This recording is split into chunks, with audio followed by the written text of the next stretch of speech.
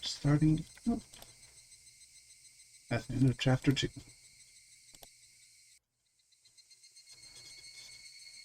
Pretty sure I already looked at the tips. That's it. Yeah.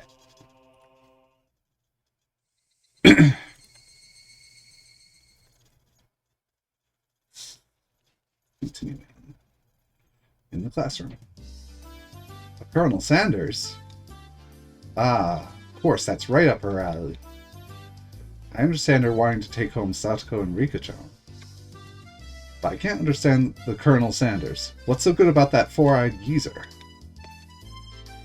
Probably better to hear it from Rana, don't you think? She'll probably just say, because it's just so cute, though. Does Rana often go to the construction site to hunt for treasure?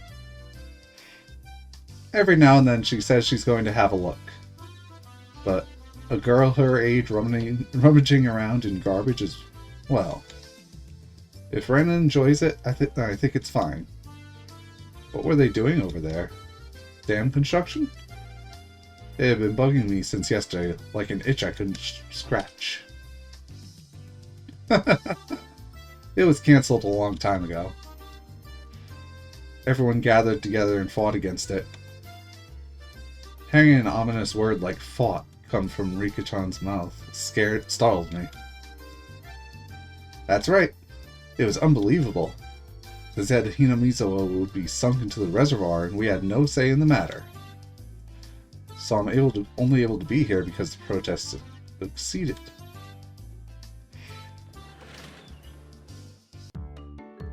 I'm sorry. I didn't keep you, did I? My deepest apologies, KH-san. It took me a while to powder my nose. Satoko, wait to use the can until you really have to go. It's a lot easier since it shoots right out. How dare you speak that way to a maiden of unparalleled beauty such as myself? Who is she calling a maiden? If Satoko really was a maiden, she wouldn't have reacted like that. The usual hijinks ensued.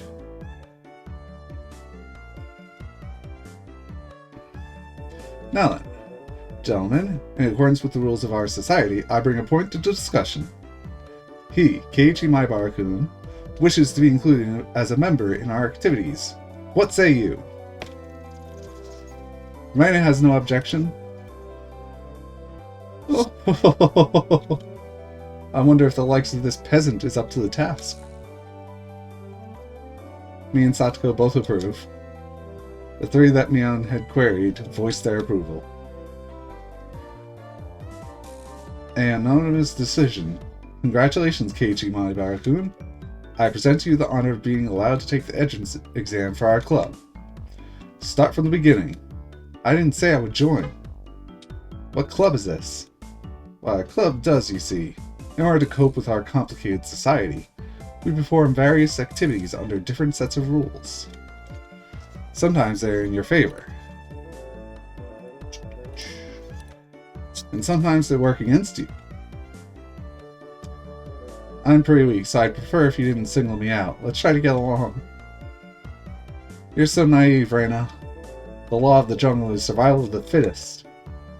This was starting to sound a bit sketchy. So what kind of club was it? To sum it up, it's a club where we play games together. Rika-chan was the only one to answer my question with a pertinent response. So basically, this club put Mion's hobby of collecting games to use. By playing the various games that Mion had hoarded every day, it seemed that, depending on the day, there were prizes for the winner or a penalty for the person who finished in last place. I'll make this clear right now. We're not playing house here. You should treat each win or loss as if your life depends on it, alright? What's wrong with just having fun? Don't make it sound so crazy. The first rule of our society. Aim only for first place. Going at it half-assed just because it's a game is not allowed. Rule number 2 of our society. For that reason, you are obligated to make all possible efforts. The way Satoko said it, it sounded like she was saying, use any means necessary. Of course, I will do my best too. I'm pretty weak, but I'm trying my best. I knew what they were trying to say. In a game where everybody's aiming for the top, it's rather unsportsmanlike to play just for fun. Alright then, I too will go all out. With that, I was finally ready for the rite of initiation, my baptism into the club. A word of warning, Kei-chan. Rena can get pretty nasty. This initiation looks like it's going to be rough. Mian began fishing around in the student lockers in the back of the room. They had the games here at the school? Well, it's club equipment, so I guess that's fine. Complicated games will put Kei-chan at a disadvantage, so today we'll play a game that you should be familiar with. How about a standard card game?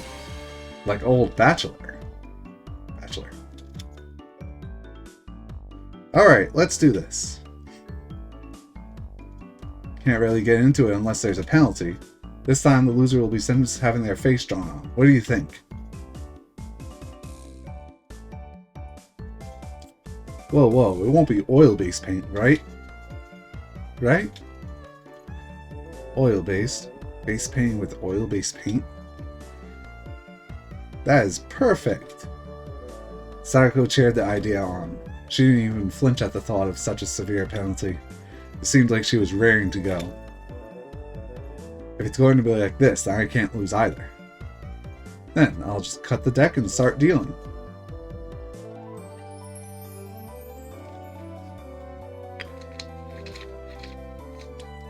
Old Bachelor is pretty much the same as Old Maid. There's only one difference. There's no Joker. What?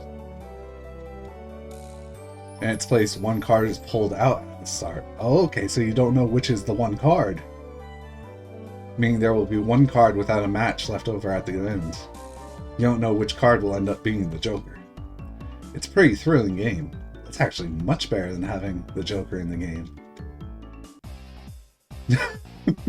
Dun, dun, dun, dun, dun. I'll take out the card now.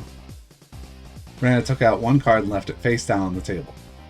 Everybody stared at the card intently. Well, it'll be pretty obvious in the endgame. No way to tell at the start.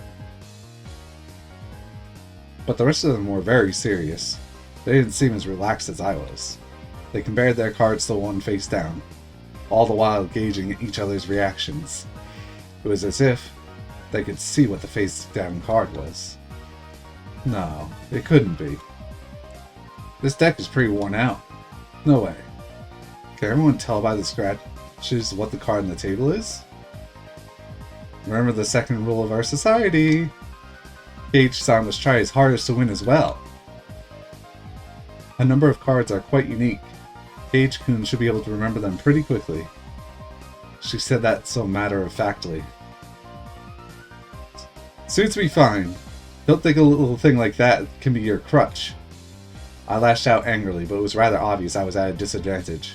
After all, they'd gone so far as to memorize the wear and tear for each individual card. This wasn't a simple game of Old Bachelor. If this was a test, then they were playing with the answer sheet in front of them. Brilliant! I'll take advantage of your carelessness and beat you at your own game. That baseless confidence would soon be crushed. How do I tell you your hand starting from the right? 3, 4, 9, Jack, Queen. Ah! By the way, the Bachelor is the Jack of Diamonds. Grr! I can tell what they are even if you switch them around. I am out. I thought I was prepared, but for it to be this brutal, just overwhelming. Demons. You're all demons. Rena isn't a demon. Are you? Sorry, Kei-kun. This is the 3 of Hearts, isn't it? I'm out.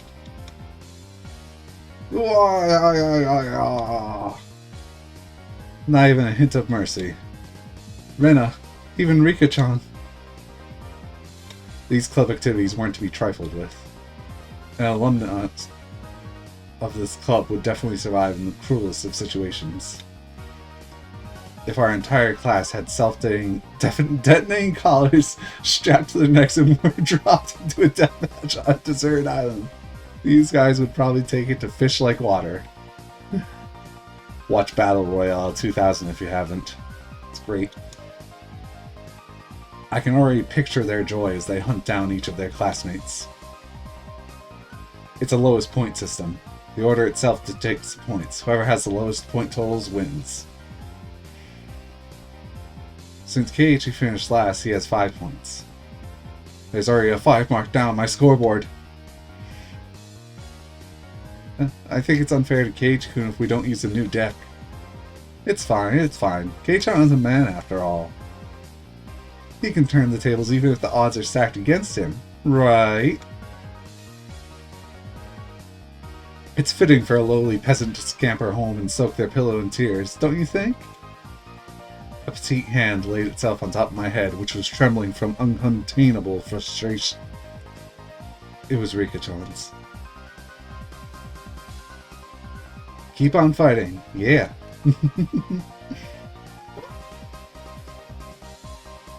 Thanks to Rika-chan's words of encouragement, I was able to calm down. You need to be calm, especially when you're cornered. That's the power I could muster during this crisis.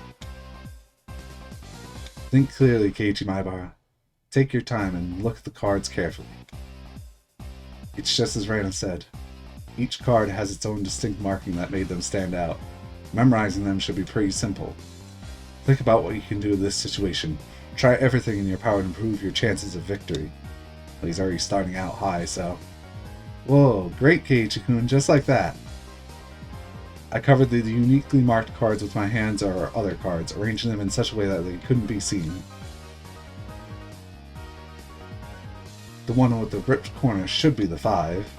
And I'm out. I couldn't let any of those precious hints slip by me. All information is a weapon. Then it was my turn. Sadako fanned out her cards for me. You see, I want the 7. Is it this one? I wonder about that. You won't know unless you take it. There was a bit of dismay in her expression. Like she doesn't want it taken. That kind of expression. I won't that momentary lapse slip by me. I know. It's this one! Got it. 7 of spades. The chair ooh rang out. What is this? The 7 should be the hardest one to tell apart. It wasn't from memorizing the markings. Those slight changes in their expressions as I was selecting a card were enough. Can't hide it from me, Kei-chan. This mark means it's the 2 of diamonds. What? She was startled by her own misread. Of course everyone else was too. Whoa, it's rare that Mi-chan gets a card wrong. No. Kei-chan. Could it be you? They told them apart by different marks. That mark was a nail scratch. So I put a new one on it. Are you saying he disguised it as the 2 of diamonds? What an impressive show of wit. Keiichi landed a clean hit. Clap, clap, clap. That's great, Keiichi-kun.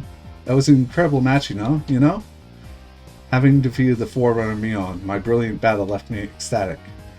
By total points, it was already set in stone that Mion would win, and I would finish last. I laughed heartily, selecting the tone of my voice carefully to get on Mion's nerves. Well, I'm going to end up the loser, but I'm satisfied with one-upping Mion at the end. Wahahahaha! That should be the proverbial slap in the face to Mion, who was at the top already and ensured victory. Even if Kei-chan gets first place this round, he'll still end up last place overall. Don't you hate that? Of course I do. Let's have a duel. 1 chance. If you win, then we'll swap first and last place. How about it? You up for it? She fell for it. A chance for an upset that wouldn't be possible without goading her into it. 1 chance, you say? Let me hear the rules. Mion discarded 2 cards from her hand and replaced one with the Joker card that was on the table. Then shuffled the resulting hand behind her back. The card in the right or the card in my left? If Kei-chan can guess which hand the Joker's in, then he wins. Wait a second, isn't... I might have misread this, but I'm pretty sure she has 3 cards. Discard 2 cards from her hand and place 1 with the Joker. Oh, this is 2 cards, I guess. When you turned around just now, you didn't pull out the Joker, did you? If you lose, I'll show the card in the other hand. That okay? The other 3 gulped nervously at this unexpected turn of events. Alright, you've got it. Mion grasped 1 card in each hand and thrust them out at me. First, I need to inspect them closely. The card on the right had no distinguishing marks. I couldn't tell which one it was. Which one, I wonder, Keiichi-kun? Be careful. Yeah, of course. This is my chance for a big comeback. Looking closely at the card on the left, I saw a little wear. It wasn't one I hadn't seen before. Ah, that card is... I didn't let that bit from Satoko slip by me. Mion clucked her tongue. I didn't recognize the mark on the left card from the small number that I had memorized. I didn't know what the left card was, but I could tell from Satoko's reaction that the card had already appeared during the game. Since it had already appeared before, it meant that it definitely wasn't the Joker. Oh, Kei-chan thinks it's the one on the right? Will you choose that one then? Will you? The left card definitely wasn't the Joker. If I could trust that theory, then I should have been able to declare that the card to the right was the Joker. Even without Mion's taunting, the one on the right was the most suspicious. But wasn't it a bit too rash to decide based solely on Satoko's reaction? More carefully. Ah! I remember now. That mark. The left card. No doubt about it. The 7 of clubs. It's 7 of clubs, I see. I've won. The card on the left was the 7 of clubs. So that meant the card on the right was the Joker.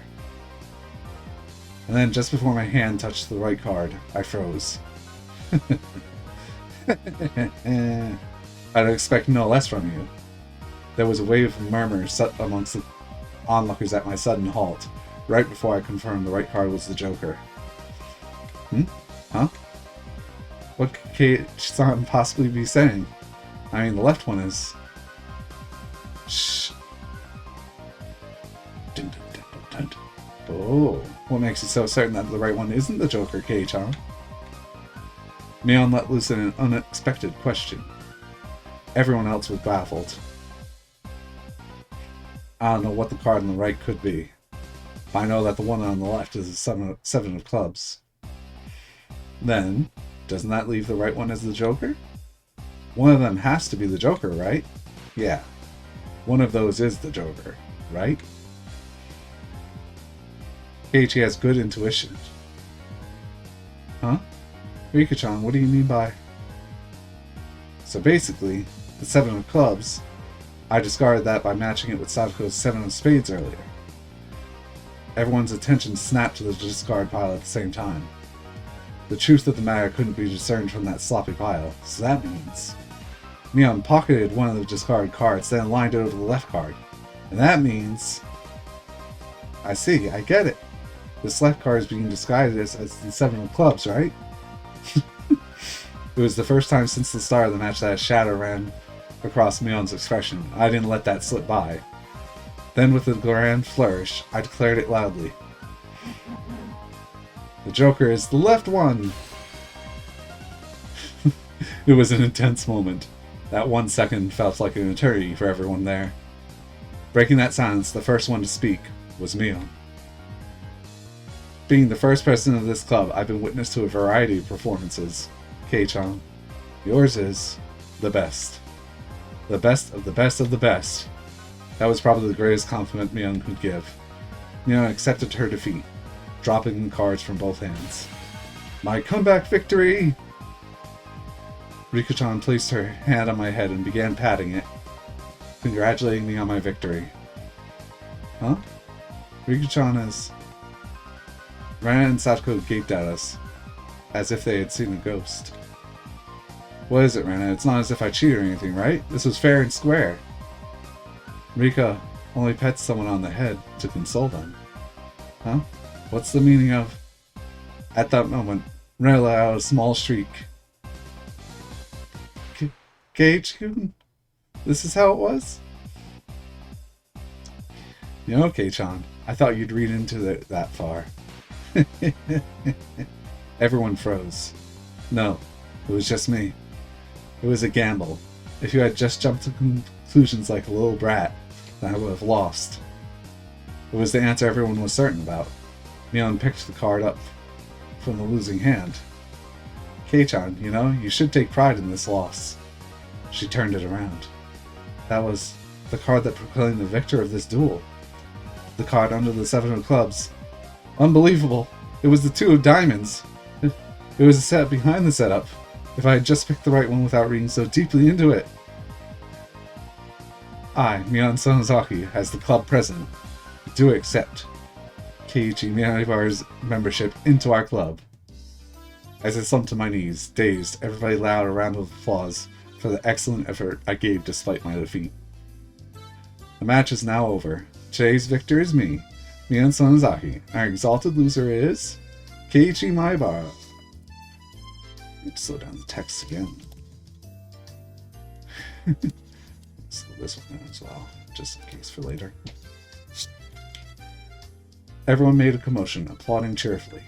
I felt like I was bested, but I was so soundly beaten that it was unexpectedly felt rather refreshing. When Mi-chan pulled that little trick behind her back, I got excited thinking, she's going to do it again. When Keiichi-san stopped the moment before touching the right card, I thought he fell for it. He fell for it quite handily. Huh? Hey, wait.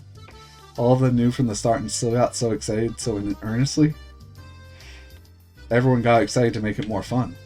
You're all demons! You monsters!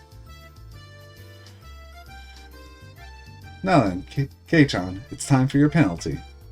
Since it's your first day participating, I'll go easy, okay? It would be a problem if you refused to come to school. The other 3 members held down my arms and shoulders firmly. Mion approached, licking her lips. Her right hand went to pull something out of her pocket.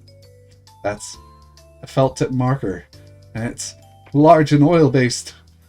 Okay, here we go.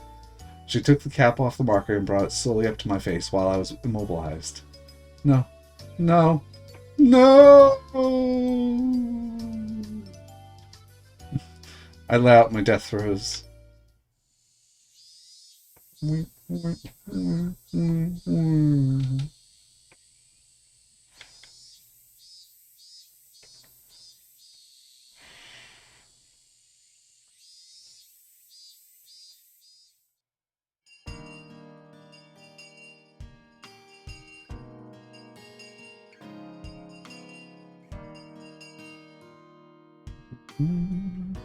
As soon as the club activities were finished, Rena flew off. Probably so she could dig out that cute Colonel Sanders that she wasn't able to take home yesterday. So today it was just Mion and me walking home together, a rather rare occurrence. A mountain of treasure, huh? The guys throwing it away probably never thought in their wildest dreams that Rena would be grateful to them. A mountain of treasure meaning that damn construction site from before. Oh right, Mion would probably tell me. That murder by dismemberment that seemed to have happened there. Over there, you know, at that damn construction site. Something happened there? Long ago? Something sure did, a grand battle.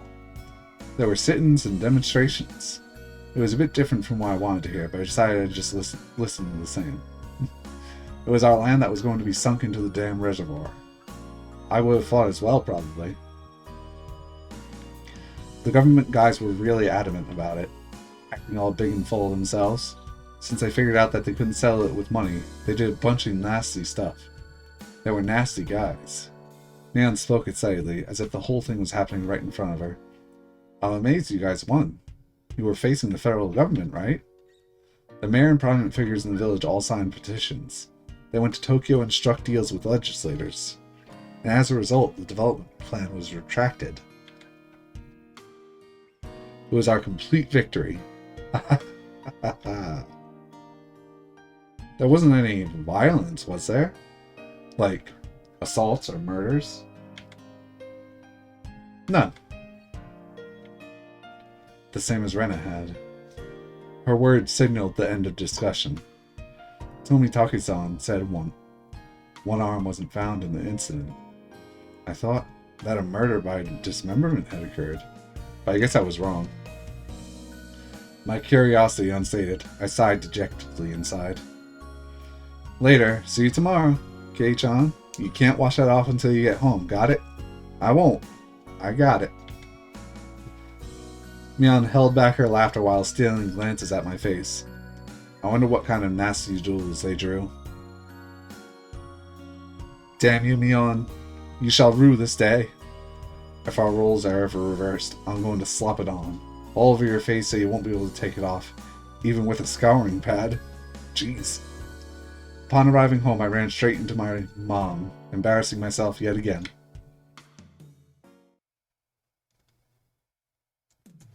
The mood I'd come home to was already on edge. It's not an uncommon thing in our family. Whenever Dad can't come up with a good idea, it always ends up like this. He stomps around the house with his arms crossed. Mom whispered into my ear, "Welcome home, Keiichi." Dad, he's in a bit of a rut right now, so don't bother him, okay? He can't come up with a new idea? It's because the deadlines are so close together this time. Your dad needs time to recharge or he doesn't work as well. Dad's pangs feed our entire family. If he runs out of ideas, it's the end of the my bars. We've never gone hungry before.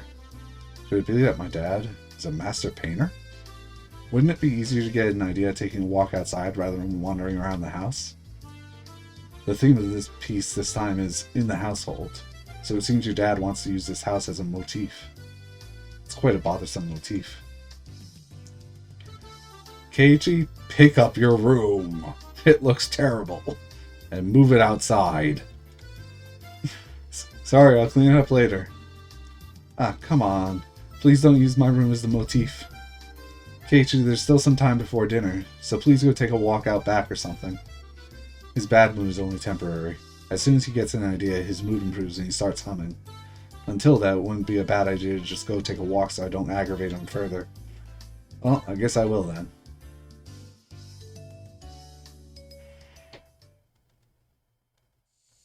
I said I was going to take a walk, but I didn't have any particular destination in mind. I just needed to kill some time. I got on my bike and pondered where to go. I could just go read at the bookstore, but it would take an hour by bike to get to town. It would be dark by the time I got back, so I didn't want to go unless I had to. The roads at night here in Hinamizuwa creep me out. If Mion or Satoko ever found out about that. I smiled dryly. Oh yeah, Ren was probably still at the Mountain of Treasure, the damn construction site. The excavation of Colonel Sanders was probably taking her a while. It wouldn't be so bad to have her owe me one. She might return the favor next time we have club activities. With a little bit of self-interest in mind, I set off towards the damn construction site. Tomitake-san might be there as well. The only person with information about the incident that both Rena and Leon denied knowing anything about. If I met him again, I'd like to ask for more details. To ask, was there really a dismemberment here in Hinamizuwa? That was my real intention.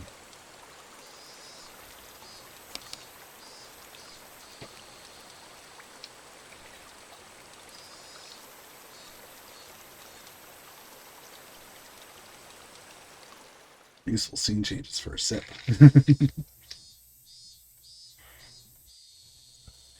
Spotted Rena struggling up on the slope of the garbage pile.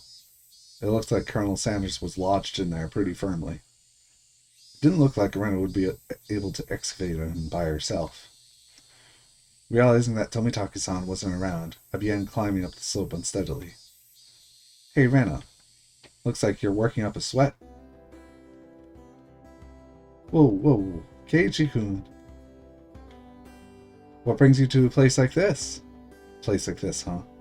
I see. She was aware of it, at least. I received a signal for emergency assistance at the accident site. Where's the injured party? Huh? Accident? Huh? But there was a report Colonel Sanders was buried alive in the trash pile. Huh? Oh, that. You scared me. Don't frighten me like that, Keiichi-kun. I was just kidding. I thought you might be struggling by yourself, so I came to help you out. Eh? You came for me? Oh. Well, I filled my quota for today.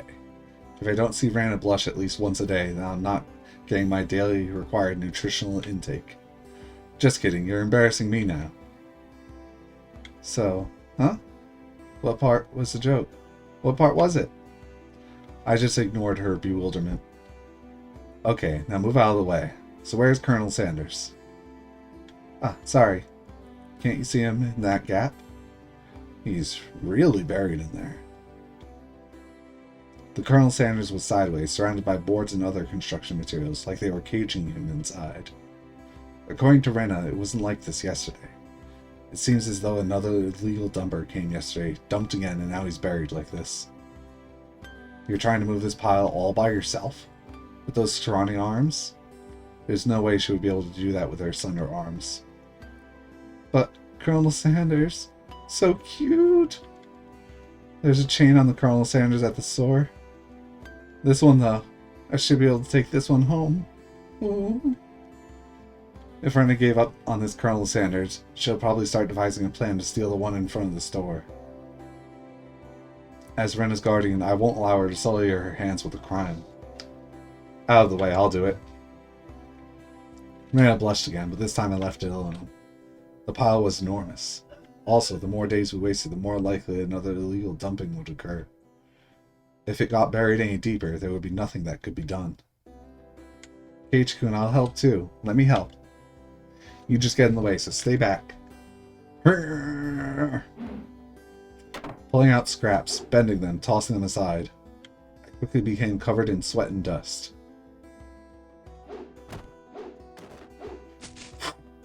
Flying objects drew beautiful arcs across the twilight sky, one after another. Lumber, timber, plywood. Damn it! No matter how much I threw out, there was still more. Even though I could see Colonel Sanders right there. After grandstanding like that in front of Rena, I felt frantic because of how little I had progressed. If I was going to do this seriously, I'd need an axe or a saw or something. That's enough, Keiichi-kun. You're so sweaty. You don't have to try so hard. I'm just doing it for you, Rena. Don't worry about it.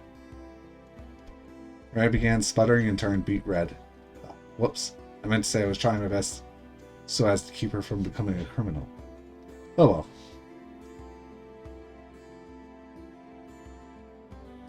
I guess I just need a break. This is pretty tough. I sprawled on my back over the grassy slope. I'm so sorry. You're covered in sweat. Rena patted her handkerchief against my forehead. It felt pretty nice. Well, wait here a minute, okay? My house is pretty close. I'll bring you some barley tea, okay? Leaving the handkerchief on my forehead, Rena took off running. The cries of the Higurashi gently cooled the air. After I was certain that Rena was gone, I picked myself up and headed towards what I had discovered earlier. That was a garbage pile of magazines and newspapers bound up in twine. Unless I'm mistaken, I believe it was around here. There it was. There were bound stacks of not-so-reputable tabloids. They were stacked chronologically going back quite a few years. It was quite a disturbing incident. It seems they haven't been able to find one of the arms, you see. If it was just as Tomotaki-san said, then undoubtedly there would be mention of the murder. These are troubled times. There is no end to these sickening incidents. There's a large part of society drawn in by these incidents as well, so it had to be reported somewhere. I unfastened the packages and opened the rain-soaked pages carefully, looking over the table of contents. Not here. Next one. Not here. Next one. It was hard to search since I didn't know when it happened. I didn't know who the perpetrator or the victim was either. I only knew it had happened here. I looked up every so often, checking to see if Rena had come back or not. I wouldn't want her to see me gawking at a dirty magazine, but it wasn't just that. Both Rena and Mion said they didn't know, but it had happened without a doubt. As long as Tomotaki-san wasn't lying. Yes, I should trust Tomotaki, but not Rena and Mion. And if both Rena and Mion... Ah yeah, there it is. Was. If they had just said that, there was. I wouldn't have gotten so hung up on it. An incident that neither Rena or Mion wished to talk about, trying to uncover it after they tried to conceal it out of good intentions. That made me feel like I was acting against my friends. Hinamizu, oh, damn worker lynching. Murder by dismemberment. Here it is. The featured article was in the back, and seeing that there was a photograph in the colored pages at the front. The pages of the featured article were stuck together and weren't easy to open. Why are they stuck together? Rena could return at any moment. Feeling rushed, I gave up and opened the photograph page. The police investigators were carrying a body bag, and newspaper reporters were all bathing in camera flashes. The image was blurry and hard to understand. Sorry. But I could definitely make out the headlines. A tragic nightmare at the Hinamizu construction site. Lynching and murder/dismemberment. The victim was the site foreman. He had assaulted his assailants daily with explosive backlash from his daily actions. It's a horrible image to see the site foreman as. It happened. It really did happen. It seemed the details were on the next page. I turned the page without pausing.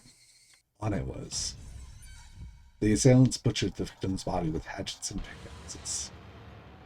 Then used an axe to split the cadaver into 6 pieces: the head, arms, legs, and torso. I could understand just from the headline that it was just too terrible an incident. Normally, a lynching is just assault and murder, right? Dismemberment with hatchets and pickaxes? That wasn't a lynching. It was a merciless killing to the letter, a brutal murder, done by a group of people, with hatchets, with pickaxes, with an axe. Ah! Sorry. Did I startle you? Did I startle you? Rana dropped the axe he was holding on to the grass. Huh? That's a badly written sentence. Drop the axe she was holding onto the grass after being startled by my voice. Oh, drop the axe onto the grass. Okay. Keiichi-kun, you see earlier? Yeah, you said it would help if you had an axe, didn't you? So then I brought an axe for you, from the shed. Rana fluttered her arms in a panic, continuing to explain and apologize. It seemed I had been glaring at her pretty intensely. I'm sorry. I guess my reaction was a bit overboard. No, I'm sorry as well. I'm sorry. Night was drawing close. I was pretty worn out. It wouldn't hurt to do the rest tomorrow. Doesn't look like we can break that last beam without an axe. You brought it after all. I'll have to borrow it tomorrow, alright? Okay. Why do you look so glum? Tomorrow we'll be digging out Colonel Sanders, right? You're right. I really want to take Colonel Sanders home soon. We both knew that it was useless to apologize any more than that. I quenched my thirst with the barley tea Rena brought and wiped off the sweat that had now gone cold. We took the path to head home. I felt quite guilty about the tabloid wrapped up in my jacket.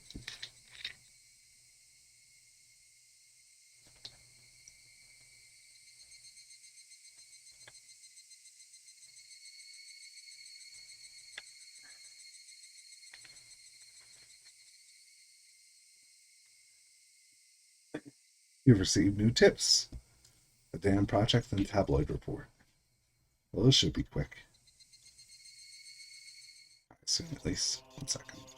A message or something.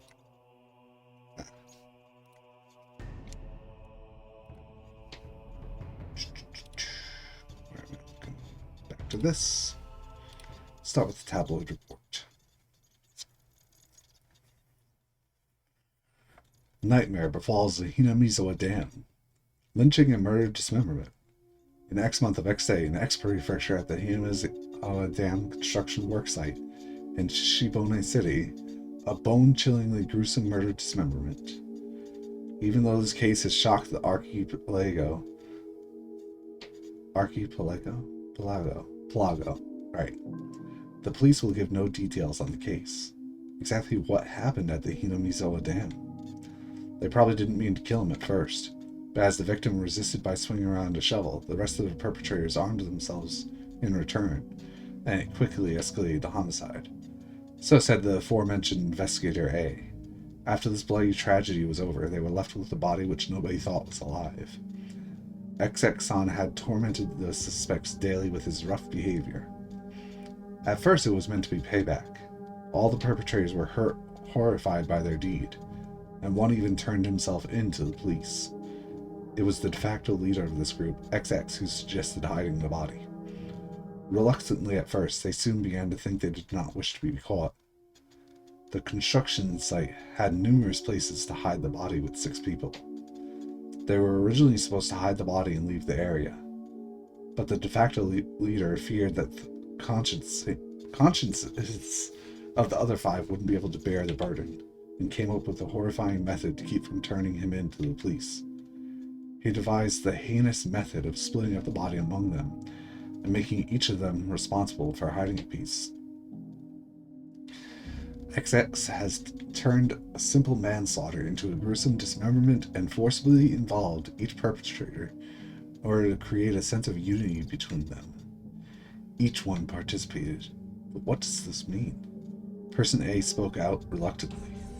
XX had ordered each and every one of them to dissect a piece for themselves. They were hesitant at first, but nobody refused. In for a penny, in for a pound was what it meant. Thus, an unimaginable, bloody ceremony began. The perpetrators wept and vomited as they performed the gruesome task. There was one person who stubbornly refused, but X threatened them, saying nothing would change if someone else ended up dead, and he gave up in his objections. But X's plan collapsed in the span of one night. XXX, who had refused to dissect the corpse up to the last moment, had broken down into tears at the hospital, where he was being treated for an injury sustained during the scuffle, and confessed. The criminals were arrested one after the other, but the de facto leader XX's whereabouts are still unknown. Also, the right arm hidden by XX has yet to be found. Despite an ongoing search, this horrible individual has so far managed to elude law enforcement. What could the police be doing? It appears that XX had said he was going to throw the body right arm into the marsh. XX's car was discovered abandoned near the marsh, but there were no clues to his whereabouts. XX didn't trust his companions. One cannot deny the possibility that he had expected his companions to confess to the police and used his car as a decoy. Of course, I doubt that theory. Since he has no car, one would expect him to have a limited area to which he could have escaped to. But within the station, there were rumors going around that he had accidentally slipped and drowned in the marsh when he went to throw away the body. To the locals, that marsh is believed to be bottomless. It's known as Onigafuchi, the Ogre's Abyss, and it's said that the bottom of the marsh is connected to the hellish worlds of demons. The atrocious demon from hell, that was XX. Could it be that he had returned to hell through the marsh? The Ziging Dragon, bringer of luck and fortune. Prosperous future. Ladies leaping into your arms. Business success. Promotions. Ambition. Protection from harm. Not just with pachinko and horse races, but business and even love. Guaranteed, or your money back. Ziging Dragon Bracelet DX, one piece. 27,800 yen. Holy crap, that was expensive for back then. Like today, that's less than $278. But like back then, it's huge considering inflation. Back to the damn project, which I probably should have read first, but oh well. Oh, we have a year, October 1975. In accordance with the Prime Minister's Bulletin number XXX, Hinamizawa's electrical development master plan was announced. If I remember right, the game's taking place in '83, so it's 8 years ago. The vast scope of the projected Hinamizawa Dam will have an incredibly heavy impact on the village of Hinamizawa. The flooded area caused by the Hinamizawa Dam would include the 5 areas of Hinamizawa, Takatsudo, Kyotsu, Matsumoto, and Yaguchi. The submerged area includes 291 houses. Population 1,251. One elementary school, one middle school, one post office, one agricultural cooperative, one forestry department lumberyard, 5 shrines, 2 temples, and 1 fishery. All of these communal, cultural, agricultural areas and places of worship will be indefinitely submerged at the bottom of the artificial lake basin. Forsaking the hundreds of years our ancestors poured their blood and sweat into this fertile, resource-rich land is just too painful to bear. All the residents having homes that were to be submerged banded together and created the Onigafuchi Defense Alliance. That sounds a lot worse now that you read the other one first. The dam project was halted and petitions to alter the plan were circulated. The citizens sought peaceful negotiations, but the government and its puppet company, XXXXX, openly refused. Performing unspeakable heinous acts, they quashed the democratic actions of the villagers. But the villagers did not falter. Instead, they banded together even more closely and steeled the resolve to protect their homes to the death. The continuation of that frightening Hinamizawa Dam construction project is still stalled as of today. The villagers understand that the stalling was caused by sublime power through unity, and they understand that this fearsome plan has not yet been fully withdrawn. The Onigafuchi Defense Alliance had been dissolved after it did its part, but the feelings of unity it garnered had not yet been extinguished. As long as that passion resides in the hearts of the residents, they'll be able to confront whomever next decides to sink their homes into a lake basin. Onigafuchi Defense Alliance Committee Chairman, Kiichiro Kimiyoshi.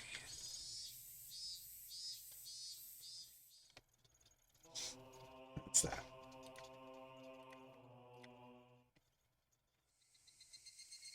Save chapter 3. Still no choices, so I wonder if there actually are choices. Alright, sit more though. The function of the school as an educational facility is very questionable. Our PE class is exceptionally disorganized. The only things we do together are the warm-ups at the start. The teacher isn't even there after that. All we do is play together. No helping it, everyone's a different age or gender. The only rule was that we have to stay on school grounds while exercising. All the little kids were gallivanting about. Well, they certainly are being active. They may be getting plenty of exercise, but you know what we gotta do.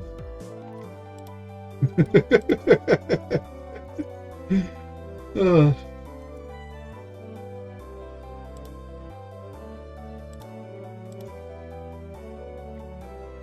Board of Education probably completely forgot about this school. Sorry to keep you waiting. We're all together now. What shall we do for today for PE? Alright. We have all of our members gathered now. Oops. Now then, class representative, what shall we do for PE today? What shall we do? Mian harummed and crossed her arms haughtily, surveying the area. Explosive power and endurance. There are no friends in the world of sports. Everyone is a rival. The only thing you can trust in is your own body. What the heck do you mean by that? You really read too much manga. I quit without missing a beat. And so, we'll be taking a lesson from history. The tried and true king of all outdoor melee events. Let's play tag! It was quite the adorable choice to make after playing it up so much. Just what I was hoping for. That dunderhead cage sound shall be the first one to be it. Now I'll do it right now. I won't be beaten.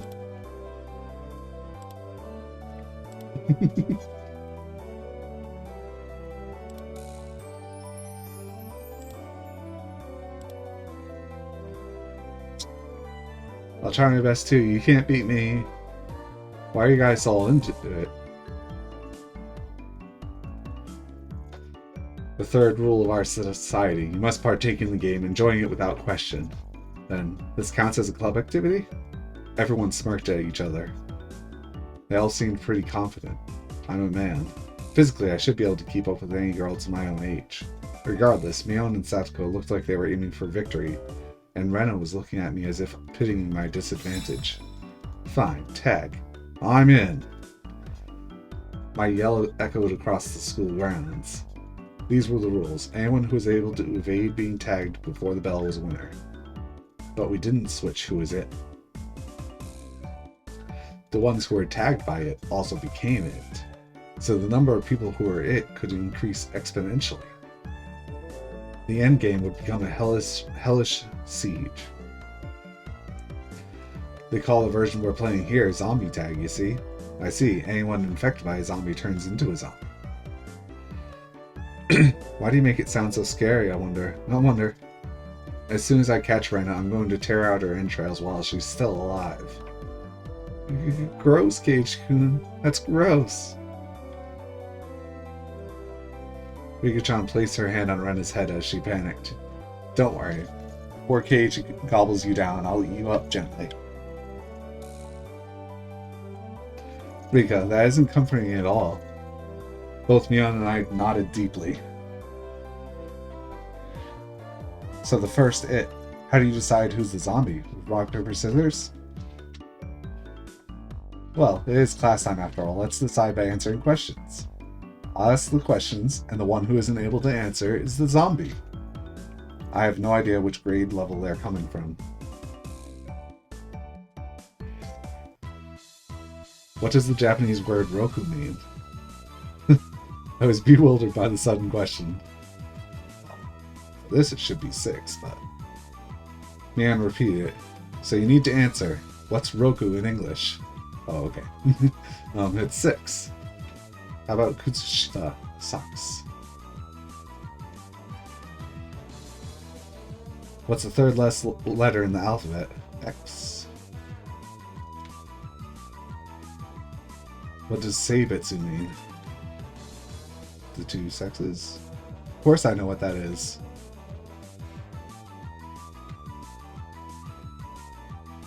Sadako cut herself off before finishing the answer. I see, it's quite a lewd question. You're an adult, aren't you? Of course you know what it is, right? I certainly do. Of course I know. Then go ahead and say it. That, you know? That. What does that mean exactly? Oh, Sadako looks like she's in trouble. How cute. Don't take her home. It's crime. If I didn't nip it in the bud, she really might have tried to take her home. Mion's pursuit was relentless, making Sadako stammer. Now then, go ahead and say it nice and loudly. What does that mean? I do know. I do know. That means a person, thing, idea, action, or event which had previously been indicated in context. Huh? Ah. All of us were a bit surprised by Rika-chan's unexpected answer. I see. Well, it certainly is what that means. That could have been awkward. I wonder why I would have done in Sadako's position.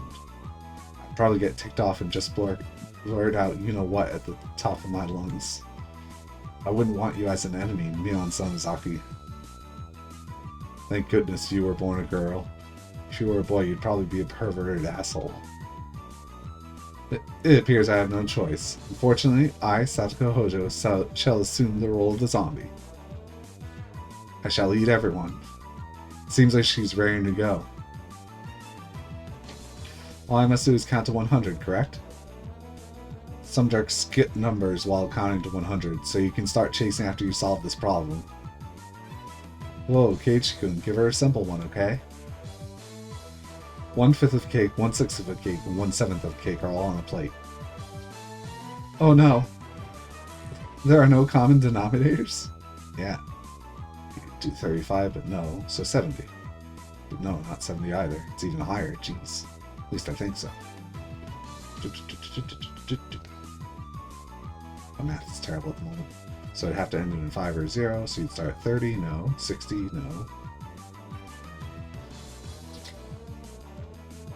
Yeah, 6s can only go to those.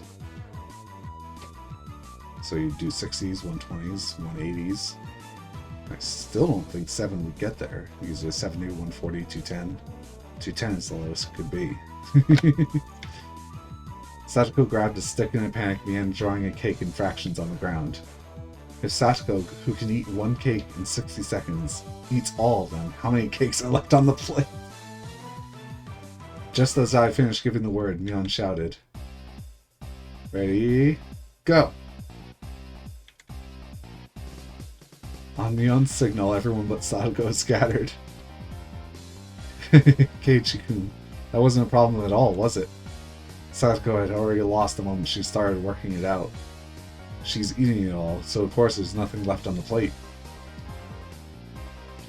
Everyone dashed off in a direction they thought was best. Knowing the lay of the land, they probably headed right to the best spots. It was obvious I was at a disadvantage. At a time like this, it would have been more effective to go along with those trained in survival skills, like Mion, for example. The fact that I didn't realize it at the start of the game probably hurt my chances. Glancing back over the school grounds, I saw Sadako just rising up to start. She was really, really mad. She got tripped up on such a dumb question. I stood at one of the corners of the school. I had clear sight lines in two directions. I would probably have a good response time if any zombies started closing in. For the time being, I caught my breath and focused on what I was trained to think during club activities yesterday. Now think calmly, Keiichi Maibara. If I was it, what would I do? Attack from above. Increasing my numbers would be a shortcut to victory. Then, going after the weakest player first is the obvious plan of attack. Meaning, me! Now then, where could Keiichi-san possibly be? I shan't let you escape. But of course, what would be the best method to track me down?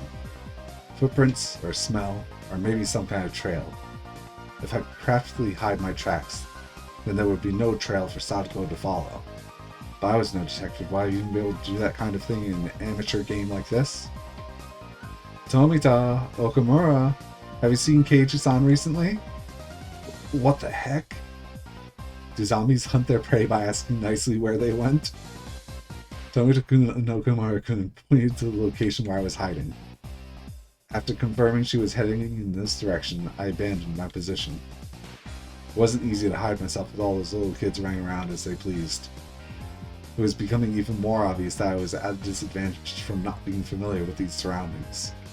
If that's how it was going to be, then to confront this intelligence-gathering zombie, I'd just counter it in a similar vein. I approached some girls playing with a ball. I'm sorry, but could you relay this message? Tell Sadako Hojo that her parents are at the gate, please. Message. Ah, okay. I stopped the girls as they turned to run off. Wait, don't go yet. Also, take this one to Mion Sonozaki. Tell her the teacher is calling her to the gate. I am quite the schemer if I do say so myself. If things went well, then Satoko and Mion would run into each other at the gate. It would put me at a disadvantage if more people were it. But this was Mion we were talking about. She'd figure out a way to escape. But that was just fine. As long as it bought me more time. Dance for me, Mion and Satoko. In the palm of my hand! Having my fill of playing the conman, I looked for a place to hide. If you think about it logically, I'd only bought myself a scant amount of time. And it might even come back to bite me. Once it became apparent I started spreading false information through messengers, I could end up being the recipient of one of those messages. Satoko would probably ask the messengers to help her look for me. That would mean there would be more zombies than participants in the game. The virus that was brought about by my mischief could cause an epidemic. All my classmates would transform into zombies and would only be searching for me. This tactic might backfire horribly. While trembling at the thought of the impending dawn of the dead, I began searching for a safe house. I found a shed by the incinerator behind the school. After climbing up to the roof, I held my breath. It wasn't a bad place to hold out. Not only did I have a good line of sight, but, if necessary, I could jump off in 3 different directions to escape. It was getting rowdy down there. The lower grades were running around below the shed. Maibara-san isn't around. Is he over there? Nope. Where's Keiichi-san, I wonder? His dad is at the front gate. That was definitely a lie. The word gate, the same one I'd used, gave a hint of revenge. So Mion was behind this. I was still keeping 1 step ahead of the game. I felt bad for my underclassmen, but they'd have to search until the school bell. Hey, do you know where Keiichi-san is at? His mom suddenly got really sick. A message from Maibara-san. They said his house caught fire and needs to come to the gate. A jumbo jet fell on top of the Maibara residence. The police have come to question him. Anything goes now. They say he enjoys peeping in the bathrooms. Oh, what? Is it true that he's going around every night stealing panties? Who are they talking about? I hear he wears panties on his head and smells them and stuff. No way I would do that. I heard that class representative Mion was a victim too. What? Oh. This was your doing, Mion. Calm down, Keiichi Maibara.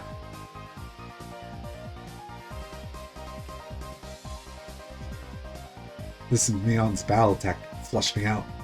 Just hold on. If my underclassmen thought about it logically, they would know it's all nonsense. But small kids don't think about things logically. For them, all those things were true, so they all chuckled together while looking for me. Wah!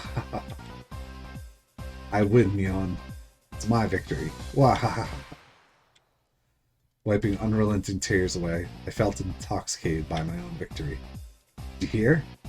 I heard that the new transfer student, Maibara-san, is a really perverted person. Yeah, cost of being Mion had too high a price.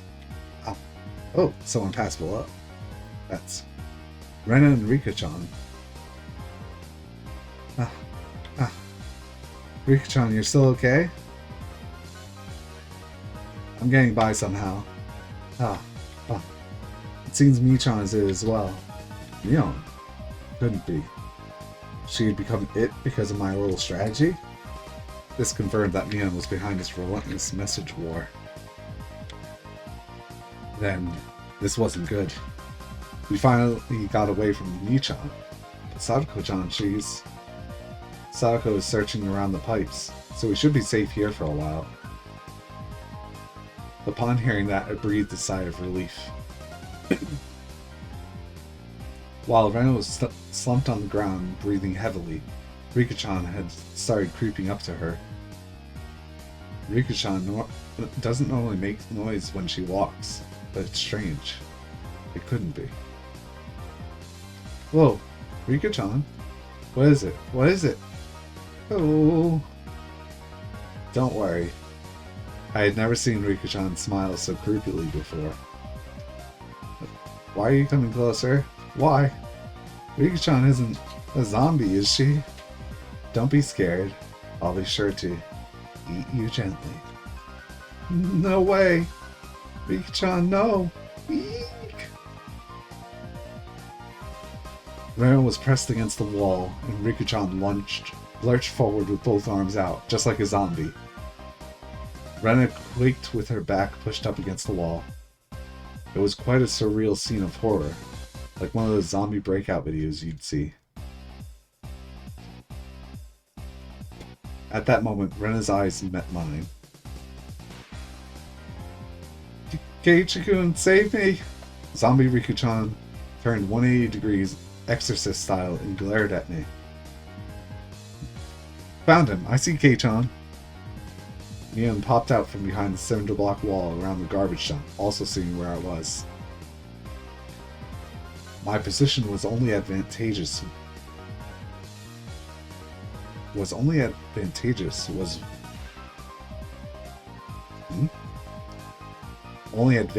when there was one zombie, or was only advantageous when there was one zombie. Not both. Being surrounded was not as good. You said you loaded Keiichi-san? I could tell that Satoko was rushing my way. It seemed that Rika-chan had let Rena escape, and now she was burying her fangs in my direction. Ooh. Come on down, Kei-chan. The three zombies circled the shed, moaning curses. You guys are scary. Too scary. I wonder how Keiichi-san's guts taste. Keiichi-san. Keiichi, I want you to become one of us. Someone please save me! I saw Rena apologizing to me from across the schoolyard. An apology. Sorry. Leaving me for dead? Rena! I leapt off the roof out of fear, slipping as I landed. Satoko and Rika jumped on top of me, and after straddling me, they tickled me all over my body. Stop, stop! Ah! So this means Rena is still left. There isn't much time until the bell. Damn you, Rena! How dare you leave me for dead? The feelings of a zombie. I understood how vengeful ghosts with lingering regrets felt. It's sad, so sad. But Keiichi is one of us now. It felt like I'd been bitten by a vampire who was now one of their thralls. It was a strange feeling, being welcomed over the side that had pursued me. Zombie tag is quite profound. This is no time to postulate. We must capture Rena. The principal is walking down the hall. The bell will ring soon. Devour Rena. I, who had been turned into a demon of vengeance, needed to use any means necessary. Except I wasn't just a zombie. I was a master of the night. A vampire. Using the same trick that had tightened the noose around my neck, I used my classmates to further my evil designs. I gathered up the low grades from around the school grounds. Everyone listen, Rena's in big trouble. All of you please look for Rena. It's a bigger problem than just a jumbo jet crashing into your family's house. Oh yeah, it had turned into that, hadn't it? Mion whistled nonchalantly, trying to avoid the blame. Yeah, it's not even in the same league as jumbo jets. What fell on Rena's house was a space colony. A space colony? Yeah, it's a really big disaster. Everything in a 100-kilometer radius was obliterated. That's only the prelude to this tragic tale. This is the beginning. The start of a war for independence by the propagandality of Xeon. The lower grades were dumbfounded, their eyes like saucers at the grand turn of events. What will happen? Will the Terran Federation lose? If things go on like this, they will. Only one person can defeat the Red Comet. That person is Rena Ryu. The lower grade students all gulped. It seemed I had made them fully understand that the fight for Earth was lost without Rena. Now scatter, comrades, we must find Rena. My comrades in the lower grades let out an enthusiastic cheer and dashed off in various directions around the school grounds. There was still one person who hadn't gone. But I thought even the Terran Federation's impulse wave diffusal cannon didn't work on the Comet Empire. They're close, that's the white variety of those comets. The reason it didn't work was because they didn't know the weak point. Of course, Ren knows their weak point all too well. Ryu-san is amazing. Satisfied with that, he also rushed off to look for Rena. It does seem like there are some promising up-and-comers amongst the youngsters. Little Kei-chan's abilities, this old man knows them better now. It really didn't feel like she was complimenting me, but whatever. Really though, how exceptional Keiichi-san. This looks quite promising. If we have this many, we can win. With this many, we will win. I was thinking that Keiichi would have been a better nominee for the initial zombie. Riki-chan's words stung a bit, but I let it slide for now.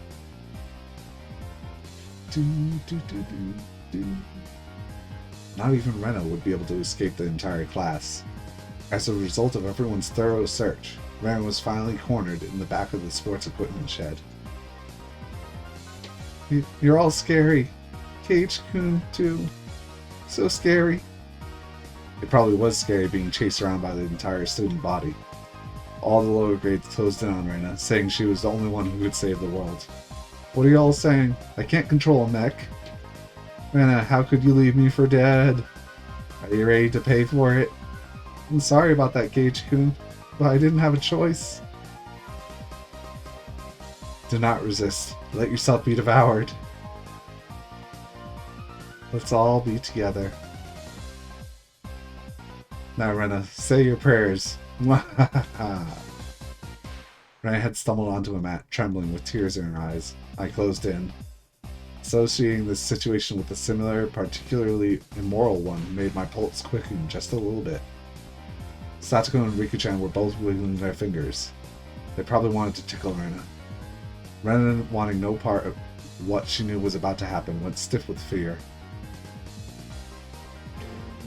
Keiichi-kun, you wouldn't do mean things like everyone else, would you? Would you? I wonder... How... Now then, are you ready?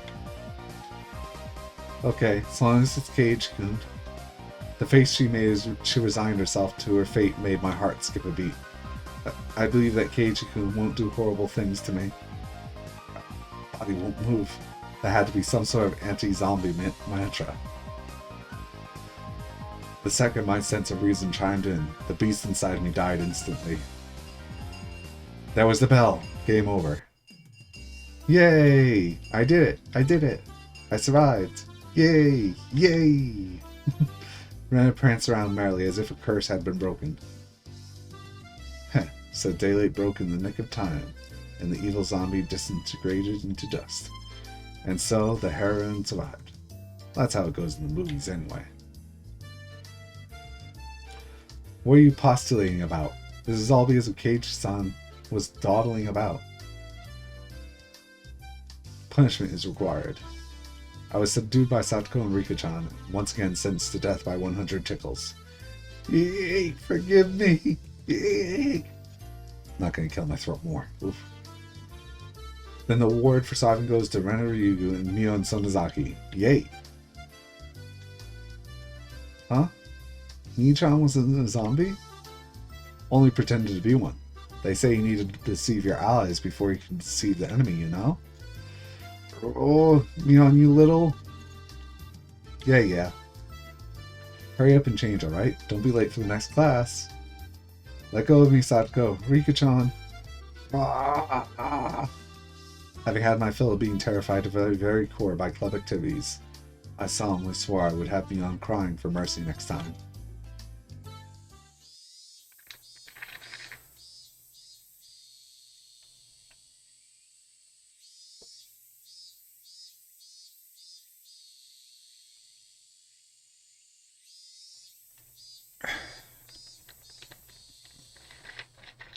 Almost done my first bottle already.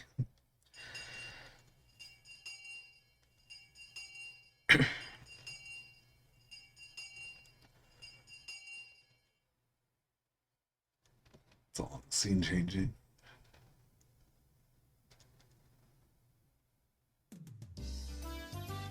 After arriving home, I quickly made preparations to head out once again. I had agreed to meet with Rena to dig Colonel Sanders out of that mountain of treasure from before. Mom, do we have work gloves? I need towels too. Aren't they in the shed out back? Towels are by the sink. Alright, now I was all ready. Looking at me, my mom stared quizzically. What's going on, Keiichi? Where are you headed to in that getup? If they come to dump again illegally, he'll be buried completely, and it'll be impossible to dig him out. And if that happens, Rena will undoubtedly go after the Colonel Sanders in front of the fried chicken place in town. A bit of excavating, so my classmate doesn't become a criminal. Well, don't be out too late. Mom returned to the kitchen with a puzzled expression still on her face. Cutting through the woods as a shortcut to the dam site, ran into something. Oh, it was Tomotake's-san. Probably taking pictures of wild birds again with that precious camera of his. It couldn't be that all he took pictures of was handsome young men in the twilight. Hey, long time no see. Keiichi-kun, right? My due regards. I expelled the rude imagery from my head and greeted him without inciting anything. By the way, was that girl an acquaintance of yours? He was probably talking about Rena. Guessing by the way Tomitaka-san was shaking up. What was that all about? She was walking around with an axe. And she was laughing with a huge smile across her face. That was Rena without a doubt. It was probably because she could take it home today, so she couldn't hide her excitement. I hid myself because I thought it might be dangerous. Should I call the cops to be safe? Well, it certainly would be quite the spectacle for a girl of her age to be roaming around with an axe. Tomitaka-san's reaction was the epitome of logical. It's fine, it's fine. Just leave her be. She's just wandering around looking for more victims. Tomitaka-san was alarmed by my crass response. Well, it's probably hard for normal people to understand Rena. I'll just toss a bunch of BS out there. If you were to be killed out here, she'd probably be the one to do it. Try not to suit too much around here. With a condescending smirk, I started off in the direction of the dam site where Rena was waiting. Before I got too far, Tomitaka-san abruptly called out to me. Keiichi-kun, is that meant to be a warning for an outsider like me? I didn't mean that seriously. I did try to make it obvious, but... I'll try my best to be careful.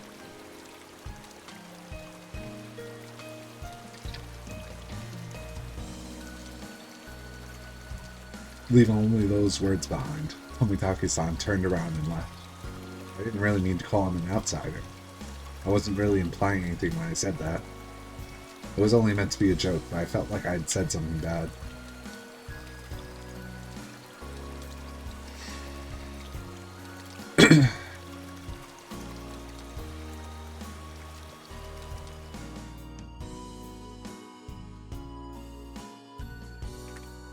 Keiichi-kun! I was waiting for you. Let's try our best today. I understood what Tomitaka-san was trying to say. Somebody gallivanting about while waving an axe around certainly would seem dangerous. You should cover the axe with something when you have it in public. It's not good to carry it around out in the open like that. Seems that I lost it, so there isn't one. Thinking about it, there really was no need to try to keep up appearances. Everyone in Hinamizawa probably already knew about Rena's eccentricities. She's probably the only person who could carry an axe around Hinamizawa and not be considered suspicious. Ah, well, let's finish this today. If we bust through this last beam, we should be able to pull him out. I've got everything I need. Leave it to me. Okay. I took the axe from Rena and made my way up the unstable slope. Just wait, Colonel Sanders. Keiichi-kun will save you. Alright, get back. I'll finish this in one go. A solid thwack rang throughout Hinamizawa, as if the job was being done by a lumberjack. How is it? Think you can do it? If it looks too hard, you'll have to string yourself. If I can break through this, then we'll be good. I have plenty of power today. I can do it. But this adversary was far more formidable than I expected. First of all, I had never used an axe before. During a school camping trip, I had wanted to split the wood, but I lost at rock, paper, scissors and wasn't able to do it. Because the spot I was standing was so unstable, I soon became tired. I decided to take a break.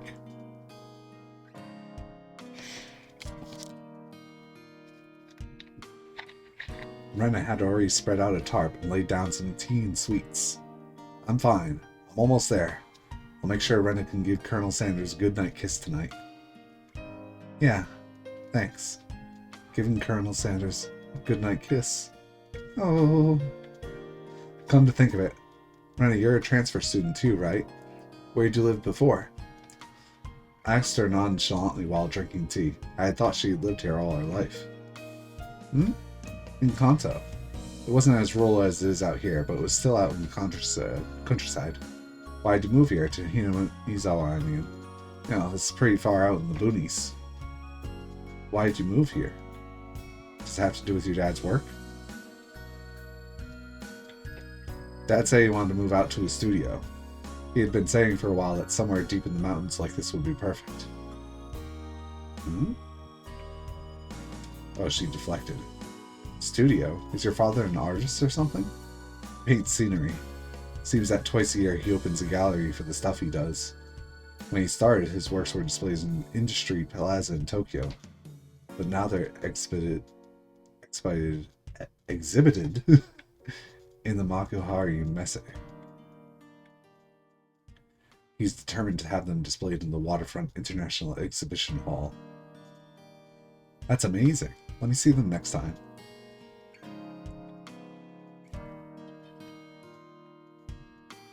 I was too embarrassed to tell her that I didn't really know what kind of pictures my father painted. Well, eventually I would. I picked myself up while giving some vague answers. But you transferred in the middle of the semester, didn't you? Wasn't that a hassle? Not really. I was getting bored of the city anyway.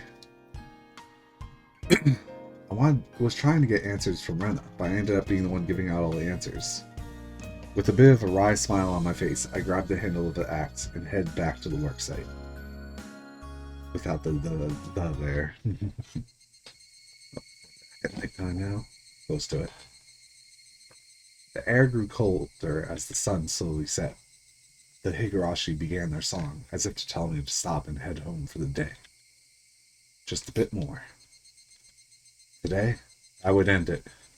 When I first started, I chatted with Rena as I worked, but now I didn't have that luxury. Booyah! You little... Damn it. I had swung the axe countless times today, just like this. Contact. Shards of wood splintered. The assailants butchered the victim's body with hatchets and pickaxes. I recalled that passage from the tabloid. One hit with something like this would smash someone's head in.